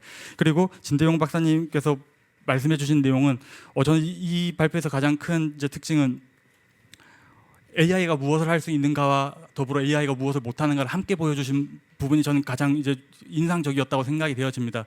왜냐하면 여러 학회나 논문들 보면 AI를 활용해서 뭔가를 예측하고 하는 사람들 보면 다 잘 맞는다는 말만 합니다. 막 평가된 지표 보면 알프케어 막 0.99는 그냥 다들 나오고 막 그럽니다. 근데 그런 것만 보여주니까 실제로 그 기법을 사용하는 사람들은 직접 적용해 보니 안 되는 경우도 있거든요. 거기서부터 신뢰가 깨진다고 생각을 합니다. 되는 건 왜 되고 안 되는 건 왜 안 되는지까지 신뢰를 쌓아줘야만 이 시민들이 그리고 이걸 활용하는 사람들이 더 가깝게 다가갈 수 있는 요소가 될 것이라고 저는 그렇게 생각이 되어집니다. 1분 30초 남았는데요. 그러니까 이틀째까지 결과가 대기질 예측 결과가 좋았고 3일째부터 안 된다면 우리는 이틀째까지 되는 부분에 좀 집중을 해서 이틀 동안에 할 수 있는 정책적인 우리 실행 가능한 건 무엇이지를 집중을 해야지 3일째부터 안 된다는 거에 집중을 해서는 나아갈 수 없다라고 생각이 되어집니다. 그래서 할 수 있는 것과 없는 것 명확히 구분을 해서 우리가 잘 설계를 해야 될 거라고 생각이 되어지고 최유영 박사님께서도 말씀해 주신 내용 중에 이제 AI는 전문가를 대체하는 것이 아니라 전문성을 확장하는 도구다라고 말씀하신 부분도 동일한 맥락이라고 생각이 되어집니다. 할 수 있는 것과 없는 거 AI가 못하면 당연히 사람이 개입해서 더 효율성을 고도화시킬 수 있다면 사용할 수 있는 거라고 그렇게 생각이 되어지기 때문에 할 수 있는 것과 없는 것 명확하게 구분을 해야 우리가 더 나아갈 수 있을 거라고 생각이 되어지고 박태호 박사님께서도 말씀해 주신 이제 환경 영향평가의 법정 절차를 디지털 기반으로 전체적으로 재설계하는 큰 그림을 그려주셔서 이제 이번 세션에서 중요한 축을 또 맡아주셨다고 그렇게 생각이 되어집니다. 말씀해 주셨던 내용 중에 우리 2009년부터 우리가 이아스 시스템 구축을 했고 다른 나라보다 좀 더 좀 빨리 나아갔다라고 생각이 되어집니다. 그 과정에서 만들어진 전자 데이터들은 말씀하신 것처럼 레그를 도입을 해서 좀 더 고도화시킬 수 있으면 더 양질의 그런 환경 데이터를 생산할 수 있다라는 것을 이제 말씀해 주신 걸로 보아서 우리나라가 좀 더 우위에 있지 않나. 다른 나라는 이미 전자화부터 시작을 해야 되는 걸 우리는 이미 전자화가 돼 있기 때문에 좀 더 다른 나라에 비해서 좀 좋은 입지를 갖고 있다라고 생각이 되어지고 그 기회가 유명무실해지지 않도록 우리가 좀 더 열심히 노력해야겠다 그런 생각이 되어집니다. 네, 이상입니다. 네, 고맙습니다. 제가 이제 한 10분 정도 남아 있는 것 같습니다. 10분 정도 남았고 저기 혹시라도 플로어에서 한 분 정도만 질의응답 코멘트 있는데 저기 계시네요. 한 분 정도만 하고 최종 답변 우리 발제자 발표해 주신 분들 1분 정도씩만 이렇게 드리도록 하겠습니다. 네, 저는 국민국정포럼 대표는 노승규입니다. 제가 이제 상당히 주제는 마음에 드는데 AI 이끄는 기후 환경 정책 혁신인데 이제 그 AI가 주는 한계란 거 AI는 데이터에 대한 종합 분석이고 그걸 해 가지고 이제 앞으로 예측을 한다는데 그것이 좀 한계 있는데 왜 그러냐면요. 이 AI가 사람을 따라갈 수 없다 저는 판단합니다. 왜냐하면 사람에 대한 지능이 무궁무진하거든요. 그러니까 저로서 이제 AI가 이끄는 기후 환경 정책 혁신보다는 오히려 저는 기후 환경 정책에서의 AI의 기여 측면 이 정도 하는 게 좋겠다는 생각이 듭니다. 왜냐하면 제가 수많은 토론을 보면서 AI가 앞에 놓은 것은 저는 그렇게 불만족해요 사실은. 왜냐하면 AI가 한계가 있기 때문에. 그래서 인간의 두뇌와 AI하고 비교해보면 인간의 두뇌를 따라붙다고 저는 판단하거든요. AI가. AI는 그냥 종합적인 데이터 분석이지 그래가지고 판단은 사람이 한단 말이에요. 판단과 또 향후에 대한 대책은 인간한테 그러다가 너무 이렇게 무시해버리면 이게 곤란하다 이렇게 말씀을 한번 답변 듣고 싶습니다. 이상입니다. 예, 고맙습니다. 예, 그러면 우리 발표해 주셨던 그 순서대로 해서 오늘 지금 토론자 선생님들 말씀 그리고 아까 청중 질의까지 포함해서 한 1분 정도씩만 답변을 부탁드리도록 하겠습니다. 네, 토론에서 말씀해 주셨던 내용들을 잘 반영하고요. 특히나 오늘같이 이렇게 저희 연구원에서 기회를 주셔서 정보를 공유할 수도 있었고 또 저 역시 제가 안식년을 갔다 온 지 얼마 안 돼서 저희 연구원에서 이런 연구를 하는구나라고 놓쳤던 부분들도 있습니다. 그래서 본 연구가 대외적으로 저희 KI가 갖고 있는 AI와 관련된 역량을 표현하는 것도 있겠습니다만 내부적으로도 공동 연구의 기반이 될 수 있는 자리가 될 수 있으면 좋겠습니다. 이상입니다. 예, 고맙습니다. 네, 저 그 한국환경연구원 진대영입니다. 저는 그 이동근 교수님이 이제 말씀해주신 부분 중에서 특히 이제 그 이란 전쟁이나 이런 저희가 이제 기존에 겪지 못했던 이제 사건들이 일어났을 때 기존에 이제 저는 이제 반영할 수 있는 제가 AI 그 방법들이 아예 없었거든요. 아예 없었는데 최근에 LLM 모형들이 들어오게 되면서 저희가 어쨌거나 이제 조금이라도 여러 형태로 이제 간접적으로나마 이제 반영할 수 있는 부분이 그 생겼다는 부분에서 상당히 좀 저는 이제 정책에 이제 그 좀 기여를 저희가 정책에 이제 활용할 수 있는 부분들이 갈수록 늘어나고 있다고 생각하고 있고 그리고 아까 전에 백동희 박사님 말씀해 주신 것 중에 이제 저희가 할 수 있는 것 할 수 없는 것 이제 구분하는 게 이제 앞으로는 더 중요해질 것 같아요. 이거는 지금은 이제 저희가 이제 뭐 번역이라든지 좀 일상적인 부분들에 대해서 이제 그런 부분들 많이 알려져 있는데 연구 부분에는 이제 굉장히 이제 이런 그것들을 구분해야 할 부분들이 상당히 많거든요. 그래서 이런 부분들도 앞으로 좀 더 저희가 좀 연구를 통해서 좀 확인을 해야 되는 상황이지 않을까 싶습니다. 네, 이상입니다. 네, 저는 사실 답변을 드리는 것보다 제가 앞으로 연구를 해 나가면서 고민해야 되는 화두들에 대해서 잘 말씀을 주신 것 같아서 잘 새기고 이제 앞으로 연구를 하면서 고민을 해야겠다라고 생각을 하고 있습니다. 특히 이동훈 교수님께서 평가본부가 가진 데이터들이 보물이다라고 표현을 해주셔가지고 그 보물들을 어떻게 잘 활용할 것인가를 좀 더 고민해보고 말씀해주신 것처럼 TNFD가 회계 쪽에 어떻게 반영될 수 있는지 이런 것들도 연구하면서 고민해 나가도록 하겠습니다. 그리고 이 장려한 박사님이 주신 말씀 중에서 와닿았던 말씀이 AI의 방향성과 이런 정책 결정이 추구하는 방향성은 다르다. 이걸 좀 명확하게 이렇게 말씀을 주셔서 중요한 지점을 짚어주셨다라는 생각이 들었고 이 김심원 대표님, 백동희 박사님 같은 맥락으로 말씀 주신 것 같은데 AI가 할 수 있는 영역 그리고 객관적인 데이터를 제공하더라도 사회적인 합의가 필요한 영역은 사실 구분돼야 되는 부분이고 그런 부분에 있어서 우리가 어떻게 기여할 수 있을까 그런 부분을 좀 더 고민해 나가도록 하겠습니다. 네, 이상입니다. 감사합니다.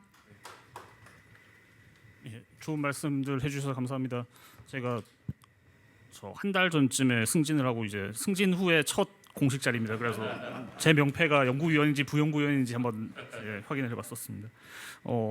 일단은 제가 발표드렸던 내용 자체가 EISS 관련이기 때문에 그 관련된 내용들을 그러니까 데이터 쪽에서도 연구를 하고 있습니다. 일단 어떻게 이거를 다 추출할 수 있을지부터 사실은 저희 뭐 예전에 한때 이제 데이터 마이닝이라는 것들이 굉장히 유행했지 않습니까?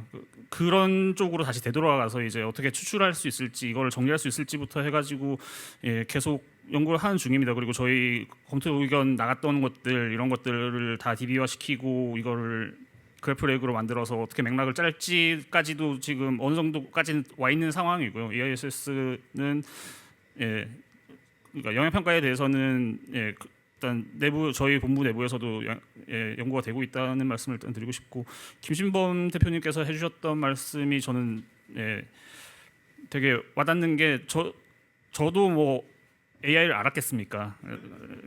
그 몇 년 한 1년 반쯤 전에 이제 클로드에 어떻게 검색 기능을 뭐 일가를 가지고 밤까지 이렇게 MCP를 어떻게 하네 어쩌네를 보고 있었는데 그런 지적 희열 자체가 사실은 발전에 대한 밑거름이라고 생각을 하거든요. 그래서 기회 되면은 같이 온톨로지를 한번 나눠봤으면 좋겠습니다. 감사합니다. 네, 고맙습니다. 지금 원장님께서 끝까지 자리를 함께 해주시고 계시는데요. 혹시 코멘트나 뭐 의견 있으시면 마이크를 저는 이제 법을 해서 그런데 다른 것도 뭐 질문하고 싶은 것도 있어요. 근데 답할 것도 없는데 제가 갖고 있는 그 AI의 한계 취약점은 아까 정보 신뢰성 얘기를 많이 했는데 이제 그거는 빼고요. 저는 하나가 더 있다고 보는 게 그거예요. 그 알고리즘을 통해 갖고 이렇게 이제 편향화되고 그것이 또 고착화되고 해갖고 왜곡이 되고 그리고 이제 아무리 정보의 질이 좋아도 데이터의 질이 좋아도 이제 편향화 왜곡된 그런 부분에 대해서는 일체 얘기를 안 하더라고요. 그래서 그걸 하나 이제 얘기하고 싶고. 저는 이제 법을 하고 있는 사람으로서 아까 누군가가 얘기는 했어요. 토론자가 얘기하신 것 같기도 하고 누가 책임을 져야 되냐. 결국 사람이 책임을 져야 되는데 그러면 어느 단계에서 책임을 지느냐 그리고 책임의 내용은 뭐냐 뭐 이런 것들에 대해서는 또 일체 얘기를 안 하더라고요. 그러니까 그런 것들에 대해서 좀 우리가 좀 생각을 해봐야 되는데 우리 여기 오늘 그 설계한 분들 중에서 법하는 사람 또 경우에 따라서는 토론자 법하는 사람이 있었으면 좋겠는데 그걸 못했기 때문에 제가 그냥 간단하게 그런 문제가 있을 수 있다 법적인 관점에서 뭐 이렇게 말씀드리고 싶습니다. 예, 원장님 감사합니다. 다음에는 법학자들 같이 모셔서 한번 제 2부, 제 3부를 한번 해보는 걸로 진행하도록 해보겠습니다.